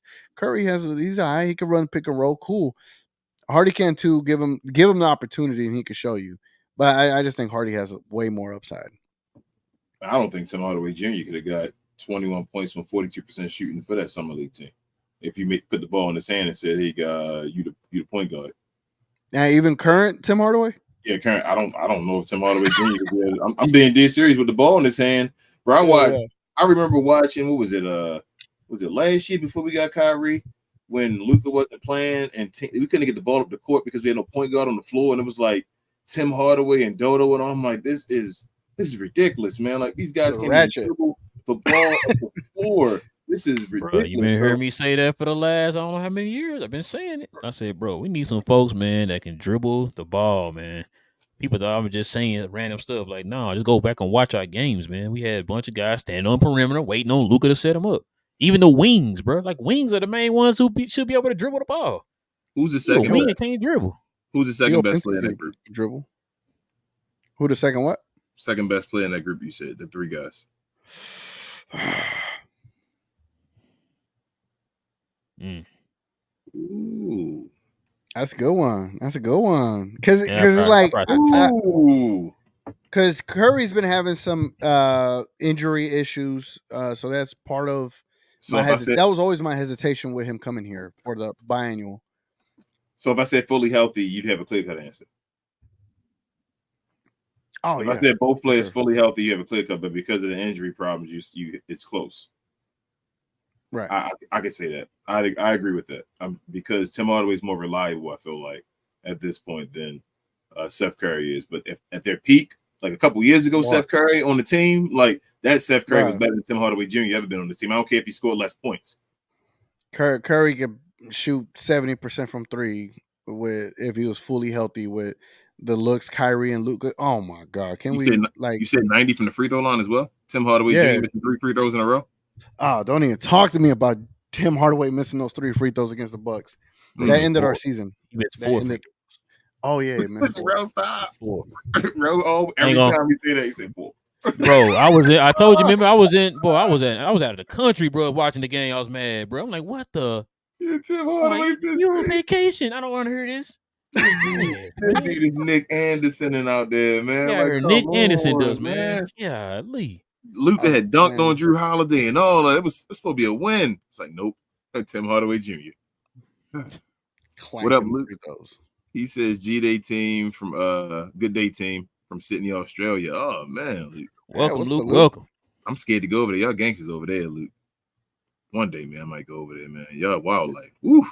They gangsters and the insects are gangsters. Yeah, that's what I mean. That wildlife, man. Ooh, I'm scared. Div says if we wait for Lively and can't find a center and he ends up being a bust, just FYI, we would have the following season in 2024 more cap space for UFA. Yes, UFA. Nick Claxton. Huh. I mean, if we just wait. But the thing is always waiting, though, man. I hate waiting. I don't want to wait anymore. Now we gotta get it done, man. We got Kyrie. I'm like the Orioles now. I'm ready to get it done. When now? Let's go get Verlander or Scherzer. Riv says, I don't care who we get at center. All I know is DP gotta go. Go. Thanks. Get out the house, DP. Luke also says Lively starting by January. I said the same thing. They said I was wrong. Okay. Damn, January. We need to put like a bet somewhere or like we need to have this on like record. A gift or something where somebody can get it that like gets it. Like a Tears video. Like where does January the top tier, you know. Oh man. Div says also with Claxton being as he is unrestricted, it means that the Nets can lose him for nothing. So technically speaking, he might be available for the Mavs to get him for the trade deadline. I feel like they might sign him up next year though. I feel like they might sign Claxton. They're gonna sign him next year though. I don't think they're gonna let Claxton walk. Man, they can't let him walk, man. I think he's gonna get now with our own defensive player they just picked up. Yeah, you gotta. Didn't you say you get Supermax with defensive player of the year, right? Or all defensive teams. It's defensive player of the year. Defensive player of the year, so not all defensive. Yeah, it's all NBA, MVP, and defensive player of the year. But you can get a max, so you get a regular max, make it defensive of the team, right? Probably. Well, no, I mean that's just max is just that's what kind of player you are. You get the max, but super max, you get those 3 things you have to meet. Remember, that's how your boy Gobert got his. Maybe so got that defensive player of the year. Claxton get though. So I'm saying after this year, you think Claxton get about what? You think Claxton get 25? Yeah, bro, I see about 25. 25 mil. Yeah, they're gonna get the Nets give him 25 mil, especially without KD and Kyrie there. Frank says a sleeper for a center we get is AD. LeBron old. AD is expiring next year, and because of injuries, he shouldn't be stupid expensive to get. And AD is 30 years old, so he won't stick around much. I don't know. I think the Lakers going. If they're gonna get rid of one of them, they're gonna go for everything. Yeah, I was listening to Brian Windhorst and them yesterday. I think it was either today or yesterday. I can't remember. And they said they think the Lakers are going to extend him. Yeah. So hold up. He'll definitely cost a lot. Saying they weren't going to extend him. Now they're going to extend him. They are. They say he's eligible for a 3-year, 140 something extension. So they think that he's going to get extended.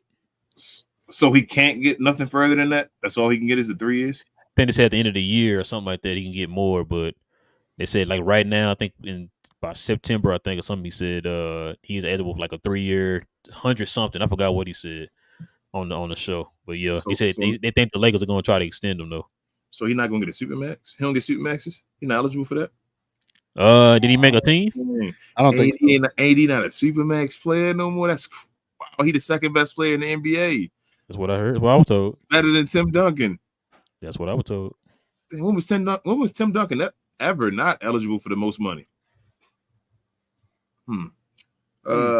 Div says, LOL at Ro, how much you want? Looks at King. You guys are hella funny. Appreciate you, Div. That's all TGK, man. Reggie. Bro Law. He's also a Glow Yard member. He says, I'm changing up. I think we should stick with what we have. We've made a lot of moves. Let's keep the 3 picks we have to use towards something in the future. I feel you. Well, I'm not mad at that, man. If we don't make the move, I'm telling you the truth. We don't get Ayton, then it is what it is. But the rest of the moves, I'm like, just get Lively in there to start at some point. That's how I feel. You know, that was part of the purpose behind that one video I made with the black hole, and Lively was like inside of the black hole. You could barely see him. Mm-hmm. It was more of along the lines of like, okay, let's say he becomes the guy that you want him to become next year. Mm-hmm. Are you willing to salvage the players that you have, like a Green right now and a Hardy, to get the player you want right now to compete now, versus if you just wait one more year, you can compete next year with the current team you have. Like, you have the center, he's right there, he's ready to contend. Are you willing to wait that 1 year and probably make the second round of the playoffs? Or do you want to go ahead and trade an asset away to go and try to compete this year? And that was the whole premise of that video. Got 2 words for you, TGK. Yeah. Luka Magic. It's his responsibility because he's accelerated. It's his responsibility to make sure these guys are accelerated as well. I'm glad you said that, because it's like, all right, at a certain point, we can't give Luka 8 all-stars on the team. Mm-hmm. At a certain point, you have to pull your team up. But now you also have Kyrie. You've gotten Grant. You got Omax. You got Green. You got all these players now. Literally, the entire roster, besides Dwight Powell, have capabilities, right? They have talent. They have things that they bring to the court. Versus last year, you really didn't have that much, other than Theo giving you a triple-double. So, Mav, I feel like I heard that from somewhere else. Hold on. Definitely. The baby shot. Yeah. But, baby shots. Man, that threw me off. I don't even know where I was going with that. But yes, Luka has enough, right? If Luka's like just 10%, 20% better than he was a couple years ago, man, imagine. Like, you probably don't even need a center, because you saying he was 20-something better. Jesus, man, that's crazy. Imagine. Yeah, it's Luka's responsibility though. He got to make these guys better, and they already have talent. We see it.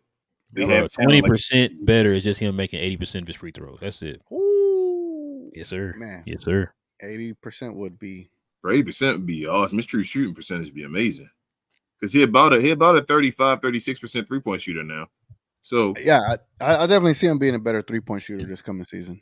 Bro, I'm fine with 35-36. That's what James Harden was 36 at his peak and all that, man. Like, and he was a knockdown dangerous dude. Like, that's Skip Bayless talking that nonsense. We know Luka don't make as many. It'll be awesome to see him make more wide open threes and get more of them to get his percentage up. But the only reason his percentage is low is he don't take a lot of unassisted 3-point shots.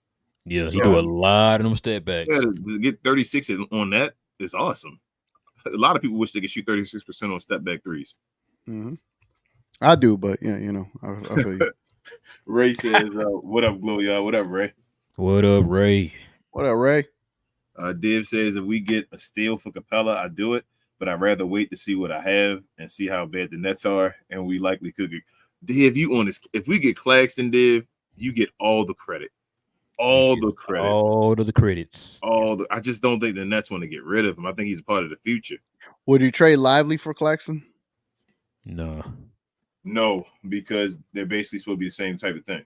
Pretty much. So if you believe and spent that pick on Lively, then and Claxton's not too far, I feel like, advanced than what Lively should be at this point. Like, if Lively is legitly who Lively's supposed to be, he should be close to that. Like, it's just about let's see him in the NBA and see if he really is that dude. That's what I just put it all together, pretty much. Yep. Mm-hmm.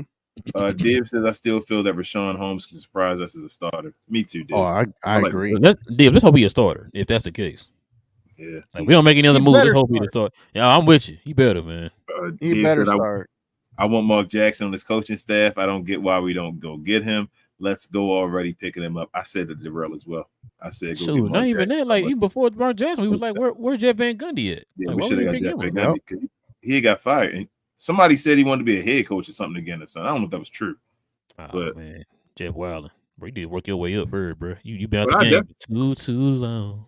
we don't win and got a what? We got the guy from Utah though. He for defense though, right?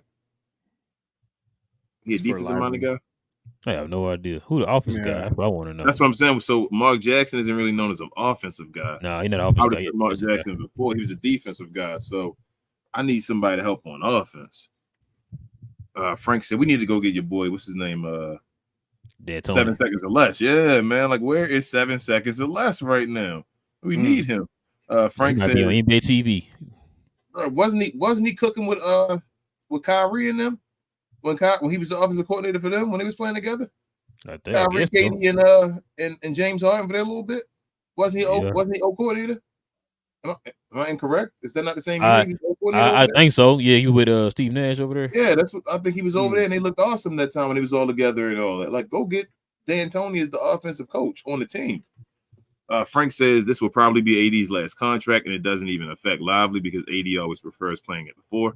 So objectively, it's a perfect fit that I'm willing to take a chance on. I'm so scared. AD he is 30 now. Like when dudes that are tall and that are, I don't want to say fragile, but are already injury prone. He's 30. Yeah. Ooh. We thought KP was bad, man. Yeah, Frank. I just told you his injuries cost him from going from a super max to a regular max again. That's what is that? A point, an example, anything you can look at like that's. Check that out, man. Like people don't do that. Mm-hmm. Tim Duncan never did that. Like that doesn't happen when you do that. It's a reason that happens. Tim Duncan when he better than Tim Duncan. That makes no sense. I'm just saying he better than Tim Duncan, so it should never happen.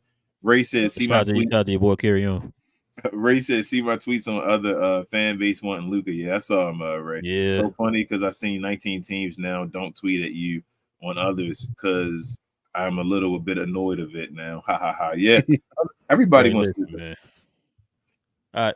It kind of reminded me what Damon was talking about on his show. He was like, man, all these folks were like down in Trae Young, and all of a sudden he said, man, next thing you know, Trae Young will link to, the Lakers trying to get him. This team trying to get him. Next team trying to get him. I was like, bro, I just say it was trash. Like, y'all talk about Luka ain't this and that, but then like you said, you tagging us on all this stuff that people talking about, we gonna try to get Luka. I'm like, that's why when you asked me that earlier, I'm like, bro, I was like, where's all this coming from? That just makes no sense. I thought y'all hated Luka.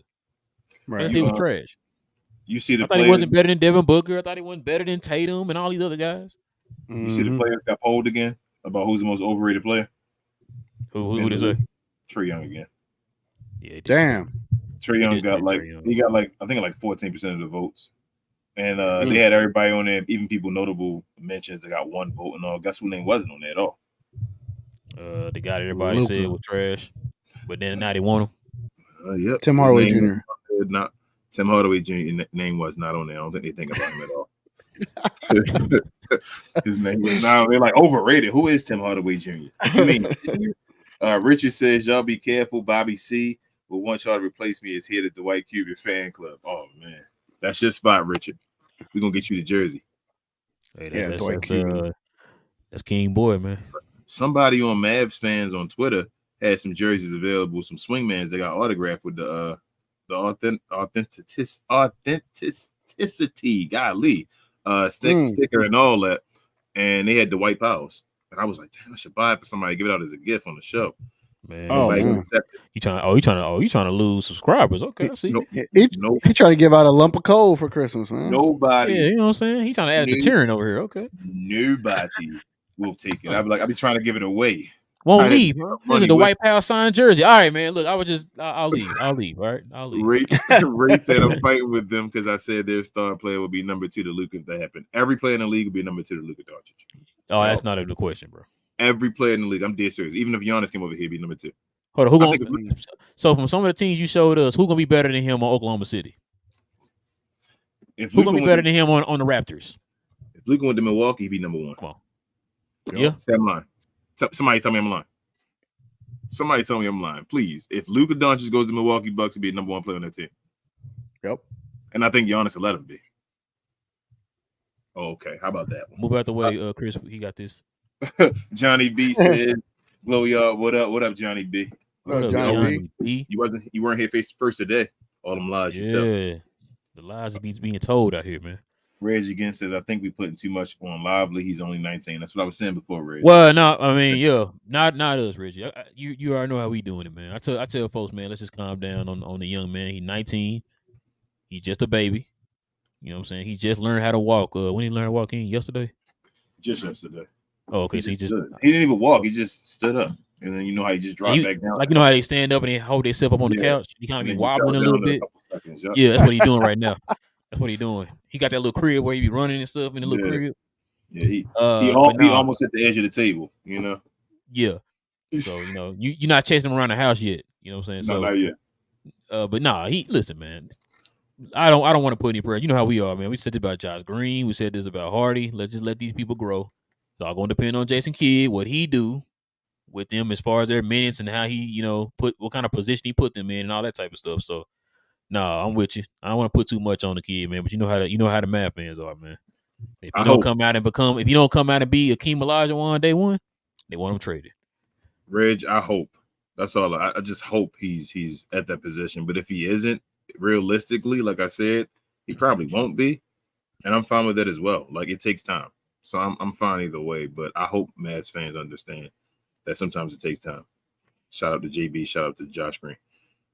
Div says, watching Summer League, I noticed that Lively was not being fed the ball in the pick and roll, and he was ready, but guys didn't know how to pass to him due to the height of Hardy and the other guards. Yes, They weren't. He didn't have a real point guard out there beside him. Real NBA ready. And like I said earlier, still didn't do too bad with that. Nope. You're going to get a whole lot more opportunities and a whole lot more space to operate, man, with Luka and Kyrie on the court. Right, he played with Luka and Kyrie on offense. You just got to move. Like, I'm being, like, as simple to y'all as it can be. He just got to move. If he moves, and as a center, they have to move because they can't stand the paint forever. So just move. Just pick and move. Common sense. Pick and move. That's all you got to do. Luke says, still a concern, the three as well. Need another wing who can defend. Is Josh ready for 30 minutes a night? That's what we said, Luke. That's what we were saying, like, about the wing thing. We still going to need another wing, which is why you hear, like, what's that boy name from Minnesota name getting thrown out there? You hear Derrick Jones Jr. Derrick Jones Jr. name getting thrown out. I'm still hearing some Kelly Oubre names getting thrown out. Rudy Gay. Well, maybe a Rudy Gay. Why can't Omax fill in? Because I would think it's gonna be Grant and then Kleba, and then should be Green and then Omax. You want to know why, TGK? Why? Because it starts a beef between the two. No, I'm not saying you're wrong. I'm just telling you that's why people aren't putting that there, because then the conversation gonna become, well, why doesn't Omax start ahead of Josh Green? Matter of fact, prime example, TGK. When we saw what Omax was doing during Summer League, what was the first thing everybody was saying? Yep, he gonna start him ahead of Josh Green. Josh Green days are outnumbered. Trade Josh Green. Hey, man, at a certain point, you got to say, this is my role here on this team. I am the starting three on this team. I would. You gonna do that, TGK? You got to go out there and you got to play. You got to be consistent, man. Yeah, you got to play with confidence. You got to. Yep. Forwards. Forwards are just forwards at this point. Like, they're forwards. You can roll them around and do whatever in this NBA. Because Cleveland could chill. Just give him 10 minutes. Give the extra minutes to Omax, Grant, and Green. Like, Omax, just sit behind him. Just do whatever you got to do. I just want Omax.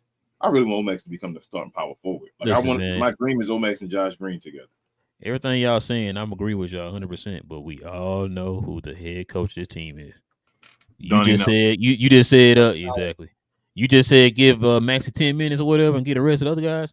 It's gonna be the opposite. You're gonna give Maxey 39 minutes and get the other guys 5 apiece. They got to split that 5. Is what they're gonna have to do. It's gonna be Josh Green versus Omax in the season. That's probably what it looks like it's gonna end up being. It's gonna be. I really think his primary position gonna be the 4, man. I think so. I think it should be, bro. And I hope they just compete and they show off enough where they're competing against each other in the time they're playing or opposite of each other, and they just got to be played together. Like, that'd be awesome.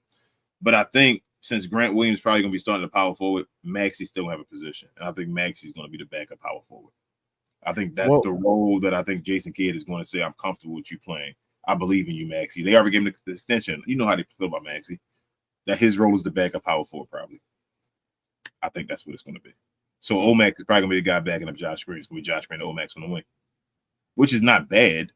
But then people are going to say, well, Omax should start, instead of thinking that you got two great guards backing each other up or two great forwards backing each other up, and that can be awesome. But you want folks to think reasonable, huh? Yeah, I mean, you know that ain't how it works. Good luck with that, sir. Div says, so Lively just has to beat our top center Powell on rebounds. Hopefully he can get me 1 rebound per game or more that would match Powell. I mean, he needs 4 rebounds a game to beat Powell? Not even 4. Not even 4. Bro, that's wild, man. How many all he times got to has do is Dwight beat our top Powell center, been- Dwight Powell. That's what I don't understand. That's It. crazy. Like, that's the part I don't understand. Like, if they're willing to play Dwight Powell, you should play Lively through all his ups and downs. His downs are going to be better than Dwight Powell. I really feel, bro, his downs are going to be better than Dwight Powell.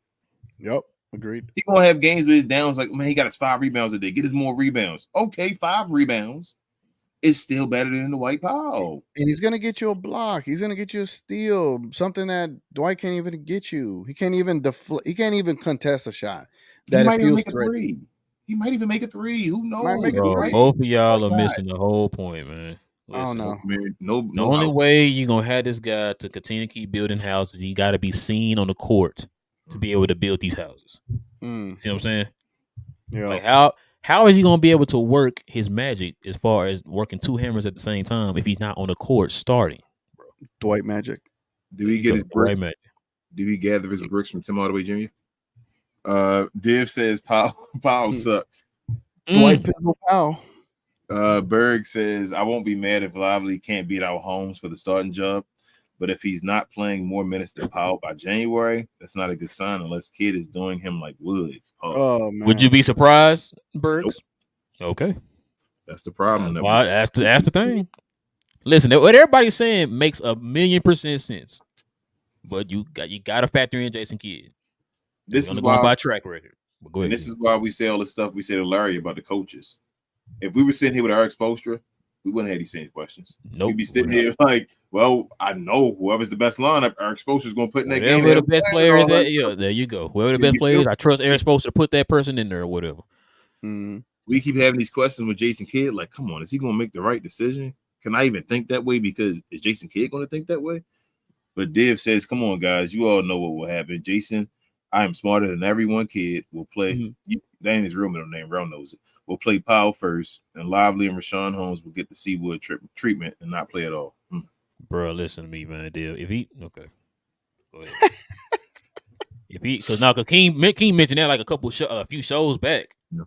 Hey. He said he had a feeling that Kid gonna do Rashawn Holmes like he did Christian Wood. Man, if he do him like that, bro, listen. Shout out to Chris, man.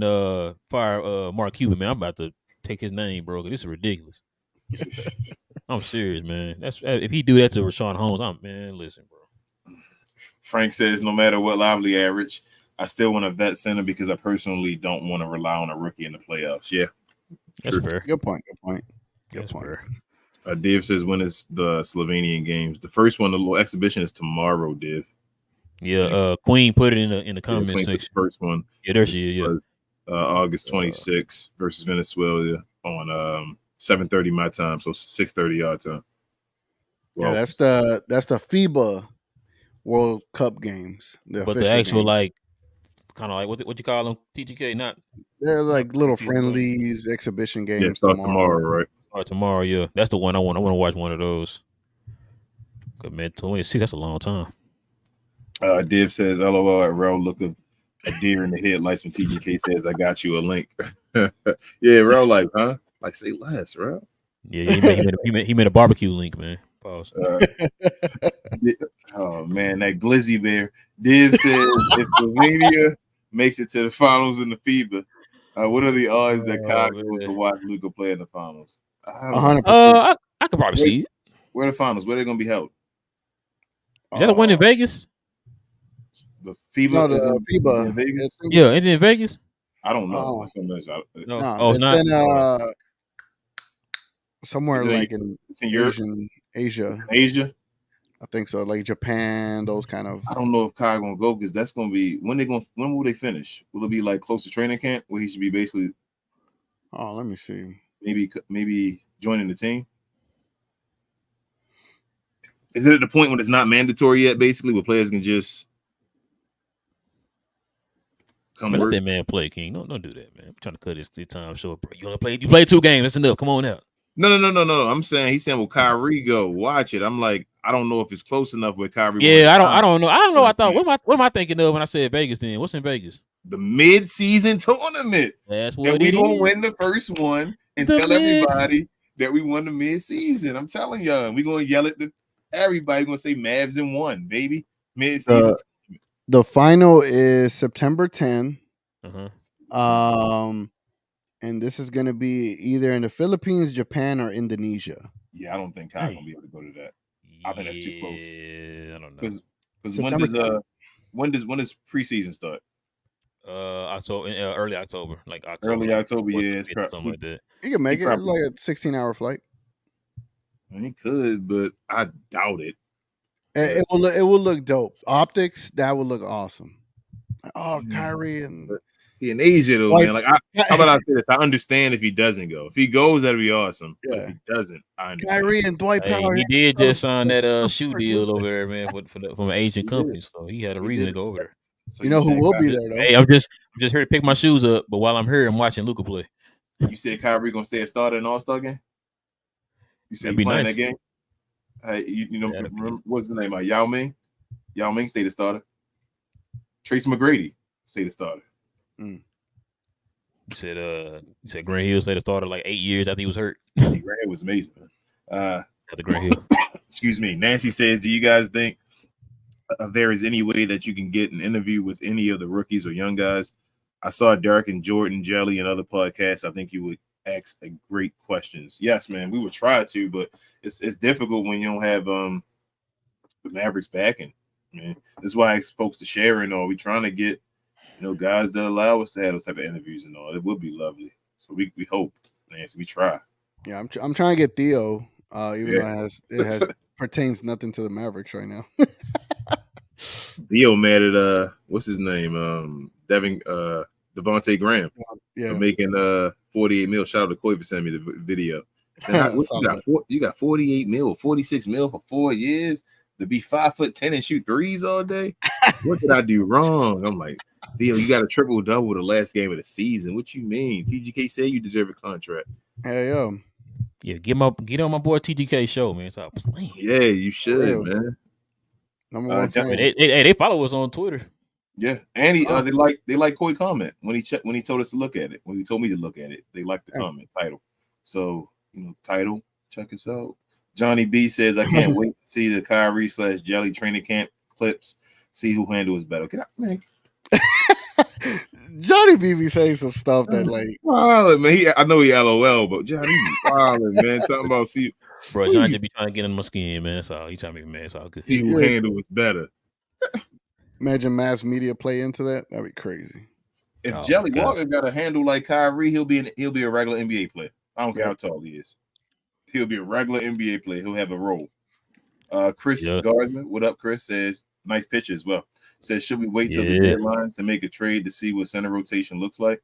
With limited assets, I feel like another wing or point of attack defender is more of a need. Josh Green has his hands full. Yeah. That's a great point, Chris. Like I said, I think it's why I said at the beginning of the show, we got to get that. We got to get probably one more wing. You got to make the right move. Go with TGK. I'm sorry. Nah, I just love all these new sayings. Point of attack defender. Point of attack defender. I love it. They were saying, but it makes sense. I understand it because Josh Green is a point of attack defender. He's gonna be on his defender. Gonna go over the pick and rolls, versus a Grant, which is he's probably gonna be a little bit more off. So I get it, but any worry that Any of y'all worried that Jaden Hardy is hanging with Lil Baby? Well, Lil Baby had a concert in Dallas, so I think he was just there. Oh, right, okay. Because I know Yeah. James Harden ain't been. He hangs with Lil Baby all the time, and him. Yeah, they be in strip club. Yeah, he be flying to hang out with Lil Baby. Yeah, I'm like, gee. Chris also says, "What would y'all give up for Alex Caruso?" You said Tim Hardaway. Tim Hardaway Jr. in these second-round draft picks. Hey, and that'd be that point attack defender right there. Get him in here. Wow. Yeah. If they get rid of if Chicago gets rid of Zach LaVine, I think we can make a play for Caruso. You said wholesale? Yep. I was just say fire still. They stuck. They're another team that's stuck. Yeah, man. They were talking about them on. I think it was the Hoop Collective or whatever. They were talking about them. They should have just been traded Zach LaVine and Dallas. They should have made a decision on which way y'all want to go. They should. Then they re-signed Vujic. Remember? Yep. Oh, yeah. They stuck, and Lonzo's still there. Frank says, "Yes, we got to brag. Think about those varsity jackets the NBA did, adding patches of achievement or wins. Yeah. All right, Frank. I'm just setting the rules now. Yeah. So whoever wins it gets bragging. I'm with Frank. I'm with Frank. All right. Yeah, I do want that patch, man. TGK, I went back up there. I went back up there to the American Airlines Center, man. You know the jacket we were looking at. They had the black body with the white sleeves. Yeah, they had one on my side. I don't know why I didn't get it, bro. I should have got it. I told my pops, I was like, man, it was right there. He's like, man, they had no more sides. Like, bro, I'm telling you, I went up there. They had it right there in the front on the side. As soon as you walk up to the rack, I should have got it, man. I got like 4 of them here already. My wife would have killed me if I got another jacket, man. That is a win on varsity. I do want the first one though. I would like to win the first one, so we can say the team that got the first mid-season championship or whatever. After you win the first one, the second one might not be. I just don't want nobody to treat it like the bubble championship and be like, it doesn't count, it doesn't matter. I mean, it doesn't. It doesn't count. It doesn't matter. So something like this. Why are we doing it then, man? We ain't doing no mid-term. We ain't doing no mid-term post game. Nothing, bro. This is ridiculous. I don't know why we're doing it. There's no real reason right now other than the players getting incentivized to play more games. That's it. The championship is just to make players play more games for us to watch. No, we doing a NBA Cup simulcast celebration after we win. All right, it's right with the champagne and all that. Yeah, 5 hours partying. So will the team celebrate with like champagne and all, or will they not do that since the middle of the season and all that? We're like, you got to stay strict to your diets. Like, is Luka going to drink a recovery beer? No, I said them popping champagne bottles. They popping water bottles. Yeah, they should. Aquafina. Here we go. Aquafina on you right here. Bam. Richie said we win a ring. It won't be a big deal. Won't remember mid-season if we not won't remember mid-season if we not make it a big deal. I got you. Yeah, that's what I mean. It'll be fun for whoever wins it. I know they're gonna be happy. Rob says, can Omax have the potential of being a Giannis if he gets bigger? Oh, that's a stretch. Yeah, I told you I think he can be. I think he can be Pascal Siakam, bro. Yeah, on that level. Yeah, I think he could be Pascal, bro. He had that same build, kind of same type of game. Like Pascal could kind of take it coast to coast, get to the rim. You know what I'm saying? He can switch defender, can guard 1 through 5, all that stuff, man. I think he can be Pascal Siakam. He Pascal Siakam, bro. Plus, he's too close to Luka's age. And I think with him being in that bubble, he'll never be able to be. Even if somehow, some way he was supposed to be Giannis, I don't think he'll be able to be Giannis because of Luka. Johnny B says, I'm sick to my stomach saying all these Dwight Powell. I'll start in 5 posts. Yeah, it's true. Johnny, listen, man. Get ready. I remember when I posted this on Twitter, bro. When the rumors were flying that we was gonna re-sign him, and I kept trying to tell folks this is why I didn't want to sign him back. But people kept telling me to shut up and accept it. And like we going with smiles on their face, like, yeah, we got Dwight Powell back. Don't worry about it. It's gonna be okay. He's gonna be the 15th guy on the bench. And I kept telling y'all sure about that. Yeah, he's gonna be the 15th guy on the bench. And now all of a sudden, what we seeing now? Dwight Powell gonna these from the Mavs State media guys all saying he gonna start. And I said this. This is why I was going off on Twitter about this. 100%. I mean, I don't know if I call out names, but yeah, you're right. There are the Mavs State media guys that been saying. I said, like Bob. This is why y'all heard me going off about this. I've been saying this. My bad. I was gonna say Bob Oracle, but you don't. All right, I'll stop. Hey man, shout out to Bob Oracle, man. Yeah, shout out to Bob Oracle. Shout out to Skin for telling us to back up Maxi Kleber at the one game. Matthew says, "What's up, guys? Mad respect for you guys. Need this trio stream more often. Greatest thing I could listen to as a Mad fan. Appreciate you, Appreciate it, man. man. Appreciate that, Matthew. TGK say too big for us. Yeah, he says he's the on official the contrary, I'll be like, man, I hope I bring something. He's the official unofficial. The Johnny B official says, I'm hearing Earl may have early stages of Parkinson's. Wow. Also, did y'all hear Bud give him his 3 belts back at the press show? That's awesome. I didn't know that. Dang, he said he got early stage of Parkinson's. Jesus. Well, there's a doctor. Okay. There was a doctor saying that you could see it in his eyes, like they're glossed over, and like he pointed out a lot of things of like things to look at. Yeah, that Krispy Kreme look glazed over. Yeah. Go ahead, real quick. I know it's a message up there. Jamie with the $5 don't know, man. Appreciate you. He said, would you be willing to trade Obi? Yes, any of the first. Right, any of the first. If you can get Capela and Hunter from Atlanta, have Tim and Holmes as the base for money reasons.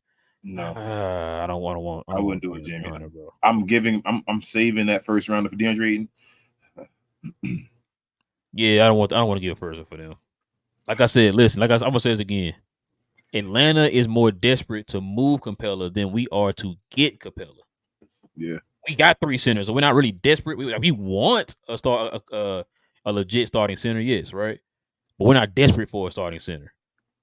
They are desperate to move that guy. So what do we need to complete this team? What do we need? A center and a wing. Yeah, a center and a wing. Starting center and a wing. A point of attack wing. What kind of wing? Some type of small forward. Yeah, we need small forward. Some guy that can help. Like a Lou Dort. Somebody that can help Josh smaller guys. We can get a Lou Dort. Lou Dort would be an all-around guy, but some guy that can help that can really help defend guards. There you go. So like a Reggie Bullock. We need who we missed in Reggie. We need an upgraded Reggie. I was gonna say like who's out there that we could go get. I don't think anybody's out there. You can hope for guys like a Kelly Oubre could help if healthy. Like Kelly Oubre at the low would be amazing if he came in and gave you what Kelly Oubre could give you and not get hurt. But who knows if that's gonna happen? Can Derrick Jones guard guards? Yes, but I'm afraid of a shot though. So everybody has a little something where it's like it don't fit perfect. Say you get Capela for the low, right? Out of desperation that the Hawks demonstrate. If you were to trade that first pick, 2027, whether it's a pick swap or straight up or have some kind of protections, what is the one forward that you'd be willing to go get for with that? One forward. Because that would complete the team, right? So that would be the missing piece to all of this, unless Kyrie becomes. I gotta get a first up for him. I'm just saying, like, if we're in the win now mode, I want to see that kind of aggression. OG, you know what I'm saying? OG. The only person I can think of right now that's available that I'd be willing to give a first round up. That's a wing guy. Because then you start running out of money, right? Like, say for Capela, you probably have to do Tim Hardaway and McGee, right, to make the money make sense. Mm-hmm. After that, who you got left that you could trade away to make money make sense? Probably looking at Dwight Powell because that makes him a movable piece. You trade the best friends. You trade the best friends together. Dwight Powell and Kleber. Yep. I would trade them together with a first round pick. But you gonna hear an argument from me to get somebody. Yeah. I'm being dead serious. I would trade them together. Listen, I'm not arguing with you. First round pick, even throw in JaVale McGee if you got to. All 3 of those guys get like $20 million with the first round pick to go get OG Anunoby. Yeah, so say it's THJ McGee for Capela, and then on the back end it's Dwight Powell and Kleber out first in 2 seconds. I don't care what it takes. If you're gonna give me OG, yeah, take this first, take these 2 seconds, take little Kleber and Powell. Give me my championship team. That is a championship team. That would have to be the Hawks would have to take nothing for Capela but salary though, but players, right? Yeah. If you can get to that point of doing that, then if you could throw and get OG with that 1 and those 2, hell yeah. Yep. Because they supposedly interested in THJ possibly. Yeah, then you'd probably have to do the Dwight and Kleba deal to get Capella, and then utilize THJ and McGee to Yep, go on the because other side. if they desperate, the Hawks wouldn't care. You're just giving the Hawks something that they can. So you gave But then again, we're talking about the Raptors, and you got to trade them. You got to trade them Nick and Sam's, filet mignon with 3 first-round picks just to get like a Van Fleet. Like, imagine what the That's OG not a cost bad is going to trade, be. dog. I like that Nick Sam Yeah, trade. right. That's don't let me Yeah. on be fired, bro. Would Yeah. you trade Hardy for OJ?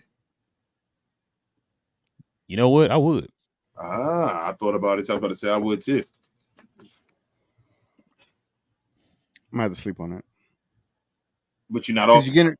It's not a no though. Yeah, it's not unless you're gonna bring up Jelly to give you that little punch off the bench like Hardy will. You don't think Seth can do that with Kyrie, Luka? Who else we got? Seth is gonna be the only option. Yeah, I guess we down short Tim Hardaway. We got Tim Hardaway gone too. Yeah. Oh, Exum. We keep forgetting about Exum, man. I gotta see what Exum gives us, man. Yeah, I gotta see him first. Why we sign him then? I keep asking everybody. You asking me, I'm asking you. Like, I don't know why. I don't have no clue why we signed him. I'm like, we forget about Frank Ntilikina. Oh man, forget about Exum. Frank coming back. Try to get the rest of the King. I got you, bro. Frank coming back in the middle of the season though. Okay, I'm done. Let's see. Matt said if we get Capella, I give the Mavs off season today. I feel you. I'm giving it a B plus, but they had a B plus for me right now. Shamara says Lively probably rotational by the All-Star. Lively in the playoffs, 20 minutes max, best case, 0 examples of a team to have contended with a rookie center. Capella give real 2-year window. I feel you, Shamara. Yeah, that's true. It's a good comment. Nancy says Jordan Jelly. Go ahead, TGK. You said? No, I was like, damn, there's no centers that were like rookies that won a chip. Mm-hmm. Closest thing, like Tim Hardaway and all that, ain't it? I mean, I said Tim Hardaway. Jesus, Tim Duncan. Yeah, Tim Duncan was the first team All NBA his first year. Yeah. Then Magic Johnson, wasn't he like the 1 through 5 in his rookie season? I mean, he jumped ball for his thing. They be. I don't want to say overhyping Magic a little bit. It's not because he had 40 something in the last game, but like they play like that one game was the only game that they played. So that's how they go back in history or revisionist history and be like, all right, like, okay, it's awesome they did that, but that wasn't like his whole season. It's awesome. But Nancy says, let me go to question. Jordan Jelly spoke really highly of our 2 rookies. He said, I don't think you all realize how good they are going to be. He said they have instinct and know stuff that can't be taught. Yep, I agree with that, Nancy. Mm-hmm. That's why Nico love him. Matthew says Rangers really missed out on Verlander. The dude is hot. His ERA is very low, and he's still very good. I said it, yeah. Chilling for Verlander. I thought it was going into Verlander. That's what I heard. I don't know what. And then he went to Houston, man. That sucks. He went to damn Houston, boy. Y'all got to play each other in playoffs. I hope so. Just trash, boy. DCR said the Mavs and Hawks waiting to see who blinks first. Also, is it really possible to see what is now an NBA roster next season? I mean, I guess. Nah, I think he'll be on the roster. I think he's just waiting like other people are waiting right now. And I think Nico just chilling, bro. Like Nico, the guy, Clint Capela knows what his role is. If we need Clint Capela over here, I don't think he got to change much. Like he's not going to shoot threes. He's not going to do nothing different than the same thing he do for Trae Young, basically. I'll make you a bet, DCR. I bet you the Hawks blink first. Mm-hmm. Like I think everything happens. They're the one that won. I'll go to you. I think everything happens in September. I think that's when the Damian Lillard deal happens, Harden deal happens, and everything else comes in. We said closer to training camp is when this stuff's gonna start. They got to get folks up out of there. I hear Donovan Mitchell and Gobert got traded. Mm-hmm. I hear Miami's getting closer too. To a deal that Portland might accept. I heard they're the only one throwing that deal out. Yep. Nancy says, "What are your thoughts? Excuse me. If we wait till the deadline, who do you think might be available then? You might get a DA by then.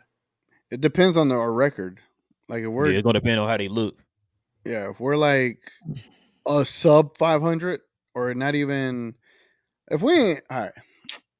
I'm trying to tailor expectations, but if we ain't like top 5 by All-Star break, like in seeding, then you probably better off just playing the season out.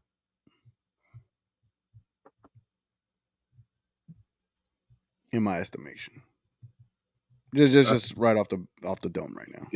if you start the season like with this current team, and like if we show off, then they probably ain't gonna do nothing. I mean, it is what it is. Yeah. Like you say, TGK, depending on what the season holds. If we go out there and we kick butt, and the rookies is like looking like Walker Kessler, I don't think we'll go get another center. If we Yeah. had Walker Kessler from last year, and I don't think you'll get another center. You just walk with that and just go.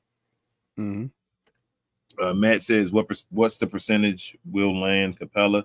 Maybe this week or next week. Who knows? I don't know. I I mean, don't the know, man. percentage is high if we want him. I feel like if we really want him, it's just the Mavs are really just taking their time. They're making the stand. Yeah. Atlanta overvaluing this guy, man. And that, like I said, they're more desperate to move him than we are to get him. So Yeah, I don't think Dallas feels like they Dallas doesn't need have him. exactly. Yeah, They don't they're have to like have it. They would he'll like to. But they don't fit, have to have him. but we don't need him. He's not like the one that's like the one. He's not Neo. Stewart said my dad called the Bud and Spence fight years ago. He said Bud was methodical in his approach. I love my DFW brothers, but I didn't expect that result. Wow, I feel you. Same. Matt says if we land Capela, we a top 5 team in the West. I expect big things to happen. Expectations are high for next season. Plus, it's Luka's MVP year. Everybody watching closely next year. I think the Mavericks going to be a top 4 seed for Luka to win MVP. I don't even play with that 5 and all that. They're going to start saying, no, he can't be MVP, 5th, and all this. Okay, says, to be fair, he started Justin Holiday. Yep. Richard says, locked on saying the same thing about Hardy. I guess it's legit now. I'm telling you. Never mind. I'll stop. Yeah. Matt says last season was unacceptable. Like I remember crying after we lost to the Charlotte. Like this is not the Mavs team I know. Players weren't having fun last year, and Luka was having personal issues. True. Stewart said, I actually would not mind trading THJ and McGee for a 3-and-D wing and see what Lively and Holmes got if our coach decides to play them over Powell. Yeah, maybe we should go get Royce O'Neal. Matt says we need to turn you know what this year. I'm tired of the BS. Start winning games and make a deep run. Starting lineup better be Luka, Kyrie, Green, Williams, Capela. I hope. It'd be nice. It'd be nice. I see this Shamar write something else and he wrote WTM. I don't know. But Johnny B says, what if Exum plays and looks great on both ends, plays the third creator of the bench and locks down 1-3 on defense? Who falls out of the rotation? Why is Exum guaranteed a rotational spot? Because he's just as tall as Luka, and they want to have a Spencer Dinwiddie Luka player arc type to be out there. So you start him over, you give him more time than Hardy automatically. In that. Check this out. Who comes in for Luka? If somebody Kyrie still on the floor, probably Jaden Hardy.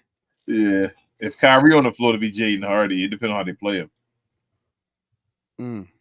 Because I heard that they wanted a player that was like Luka's height that could kind of run the offense like Luka. I ain't saying this. I ain't saying that he does. I'm just saying that I think Spencer Dinwiddie. Yeah, they're looking for a guy that runs the offense like Luka when Luka sits. Yeah, I don't know. I don't. Why are we trying to find guys that take? Not saying you're saying it. Just asking in general. Like, why do we get guys to go take a bright spot's shine away? Like, I hate doing that. If you have a bright spot, you have to find a way to build around your bright spot. You never dim your bright spot, and it seems like the Mavericks keep trying to dim their bright spots instead of building around it. Yeah, to me, I prefer Exum to be a emergency play in case Luka or Kyrie are not gonna play. Then that's when you up his minutes off the bench. But my priority is to develop Hardy. I don't care about no Curry. I don't care about no Tim Hardaway Jr. Hardy needs to get those minutes. Hardy needs to be a part of this train moving forward because I can see down the line 4 years from now when Kyrie either doesn't resign with us or stays with us, he'll probably, how would I put it? You probably see Hardy become more of the starter. Then you have Luka, Hardy, Green, Omax, and Lively. And that is a massively young core with all the potential in the world. But you have to develop Hardy and keep Green, and also continue developing Green as well to get to that point. Yep. And it's all homegrown. Chris says, Yep. TGK, you talking up Hardy, LOL. I'll give you everything but the handle. Hardy handle is still loose. Look. In my defense, give me Hardy's handle as opposed to Curry's or Tim Hardaway Nah, Jr. you talking about compared to Tim Hardaway? He ain't better than Curry. He better than Tim Hardaway, though. I think his handle better than Timmy's. I don't think it's better than Steph Curry's right now, though. Not yet. We can Steph put a can little drop you bet like on that. Steph real quick. Like Steph got some handles, man. Steph a baby Steph. I mean, I would think it would be his brother, right? I gotta see it again. He said I gotta see it again. Knight says, would you agree that the Dallas squad from 2011 is similar to the 2023 squad? Hardy, Terry, Lively, Chandler, Williams, Murray, and Irving, Kid, Dirk, Luka. Kind of a little different. Kyrie and a Kid are like not comparable. And a lot of them guys too those are like veterans too. All those guys are veterans. Yeah. Johnny B says Seth greater than revenge season. Then revenge season don't exist. Then if Seth was better than Johnny, geez, man. Hey, I better mark this, boy. Mark it. Here we go. The narrative has begun. Knight says if Lively ends up being Chandler, we need to go after Siakam at 4. Something like that. OG Siakam, whatever. Hey, might have to beat out Atlanta Knight. Richard says if Exum has a mid-range shot or a 3, he will be a starter. He doesn't.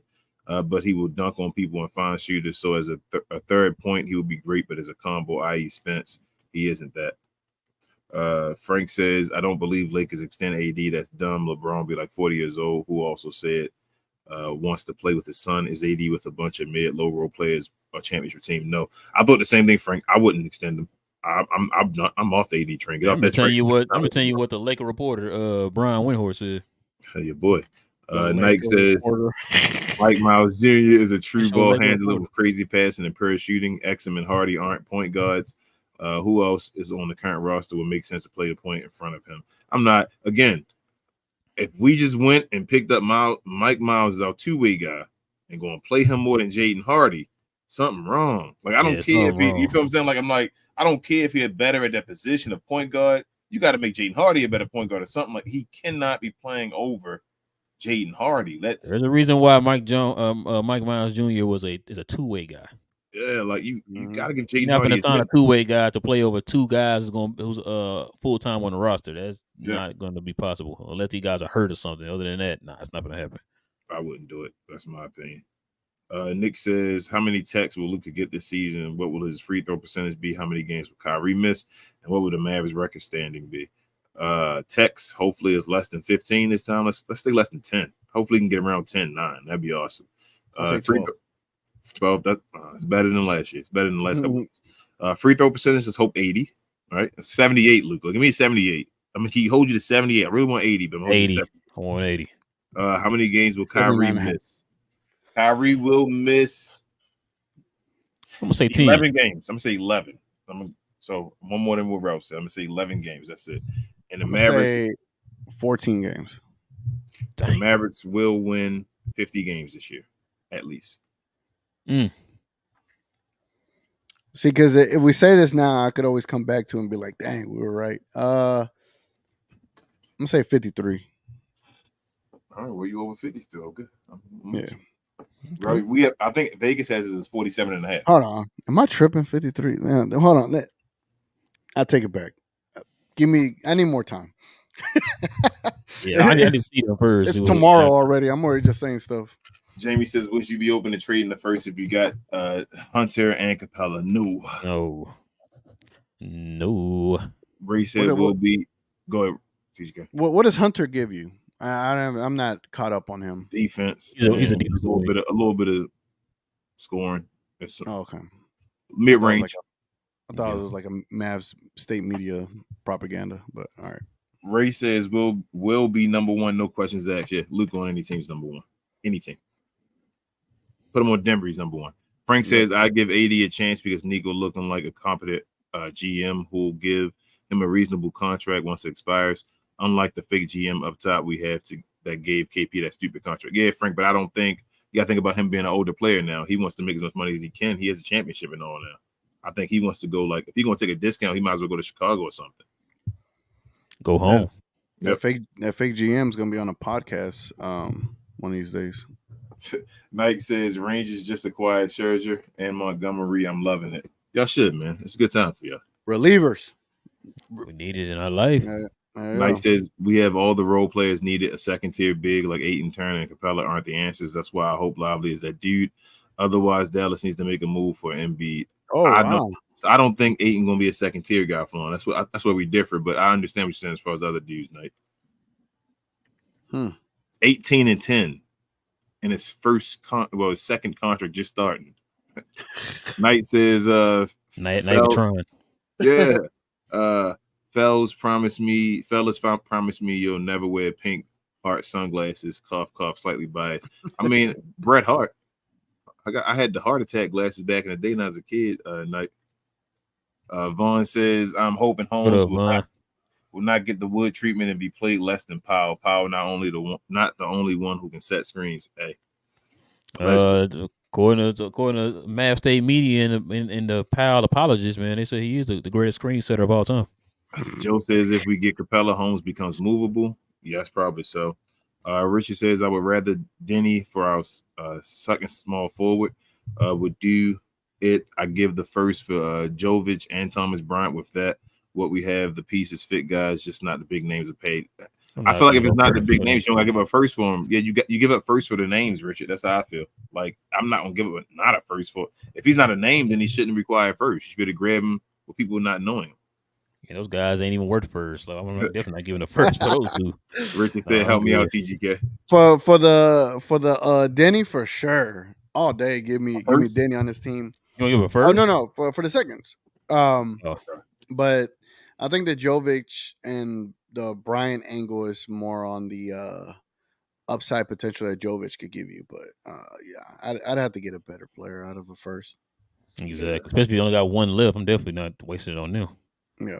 I mean, if Jovic that dude after this year though, it might look like a fool. Like Richard might be smart as hell and we looking like a fool. Like we should have been getting that first. Richard be knowing his players, bro. Yeah, he did. Richard, bro, I just gave a one for Kyrie. Yeah, I know. That's why I'm like, I can't give up. That's why I said I'm not giving him. Yeah, no, I don't care how good the guy gonna be. That's fine. We gave up one for Wood, and you see what we did with that. Yeah, exactly. So Richard I'm good. Richard said I would rather do that than Aiton. I feel you, Richard. Jamie says, honestly, this might sound crazy, but if you get Ben Simmons on the low, he's a perfect attack defender. Send Tim, Maxey, and McGee the money works, and at worst, he's off your books in 25. But he not for the low then, Jamie. If you got to send your books to match his money. No. I hope Ben Simmons has an awesome year this year. I do hope he does. I hope he becomes Ben Simmons, at least what he was. I don't know if anybody knows of the rule where you can't have two max players on their rookie deals. Yeah, something like that. Yeah. I don't think Simmons and Luka could be teammates or anytime soon. FYI. Richard says, while everyone is mad and thinking I'm crazy, if we are not going to play Hardy, should we trade him while his value is high? Just asking. You heard me talk about that on the Friday show. Yeah, on Friday show, man. I said that. When King said that, it was like, yo, if you're not gonna play him, then trade him. Why his value is high? We've been said that. We're not saying we want to. We're just saying, got to do what you got to do. You got to do what you got to do. We're trying to win right now. Like a matter of fact, here you go. Bun just said it. Yep, yeah, I agree. I use Hardy a lot or trade him to win now. If Luka wins now, he will most likely be a Mav after his contract expires. Yeah. Amen, Vance. What we've been saying. It's not about not liking Hardy. It's just, why are we having a guy that has value not doing anything? That's like, why we still got this dude in his second year after him having the year he had last year. You still talking about sending him down to the G League? What's the point of keeping him? That's why. Like we said Friday show, we were sold that he's going to be a integral part of the offense moving forward. Mm-hmm. You know what I'm saying? Well, we were sold. So yeah, but yeah, I'm gonna cut it there, guys. We are way over 2 hours, so we definitely appreciate everybody rocking with us, man, for a late one, man. Listen, guys, we definitely appreciate everybody watching the show today. Hopefully, you guys can also follow TGK on his channel. I know a lot of y'all already do, but for those who don't, please follow him on T.G.K TV. I have his info down in the description box below. Also follow him on Twitter at @TheGarciaKid_. We will. Yeah, with 2 Ds, like Jason Kidd says, his favorite coach. So, but yeah, listen, guys, please follow us also too, guys. Subscribe to the channel. There will be more math content. Me and King gonna probably start covering some Slovenia, man. It was something I wanted to do. I probably should have worked on it today. I was just busy. But yeah, we're gonna cover some Slovenia games here. I guess King, we'll start. We'll start when the official games start in August, at the end of August. We'll do that. That way it'll give me time. But yeah, so we're gonna cover Slovenia here, guys. We can talk about a little bit of it during the shows, but we'll actually officially cover Slovenia's games in the first game in August 26th. So you guys can look forward to that. Also, everybody, please hit that like button, man. Everybody, please hit that like button, man. That'll go a long way to help us build that algorithm up to find more Mad fans like yourselves to join the Glow Yard family, man. You already know how we do this. Also, I will have this up on podcast form tonight, guys. For those who listen to us on podcast form, we appreciate those people who listen to us on podcast form. The numbers are definitely growing. We appreciate it. Also, follow us on all of our socials, too. I have all the links down in the description box below. Also, man, if you guys want our merch right here, we got this TGK merch up. You know what I'm saying? It's on TGK channel, sorry. The TGK's merch is up on his channel, guys. You want to catch these hats right here? Yes, sir. King trying to be like me. He was all good. But yeah, you guys can cop our merch. Just go to our page here on YouTube. Go to the About tab. Scroll down. Click on Glow Yard Merch. It'll send you right to the page. Or you can go to our Twitter page. We have a link there too, guys. For you guys, if you want to click on that and go and cop some of our merch. King, is there anything I'm forgetting, man? Share, more share, guys. Appreciate you guys so much. On to our next goal of 1,700. Wow. Appreciate you so much. Just got into some more Facebook groups. Going to be sharing around in there as well. So if you see me, say what's up. And thank you guys. Yes, sir. TGK, you got anything you want to add before we go? Yeah. Since I'm doing like this weekly episode, tomorrow I'll have my second installment coming out. So if y'all into like weekly, I'm dead. Yeah, I'll be hooping, man. I'm trying to get there. I'm trying to get to a certain place, but I'm working. But no, I have a weekly video where I kind of give updates throughout the week. So I get like video clips, articles, and I share it for someone that isn't on Twitter like us or that doesn't follow it hardcore like us. They could always go to that video and just kind of get a quick update of where we are with the Mavs. Yes, sir. So you guys got that, man. Follow him on T.G.K TV on YouTube, guys, for his content. I'm already studying you, T.G.K. When we play ball. I'm already ready like Kobe was with Reggie.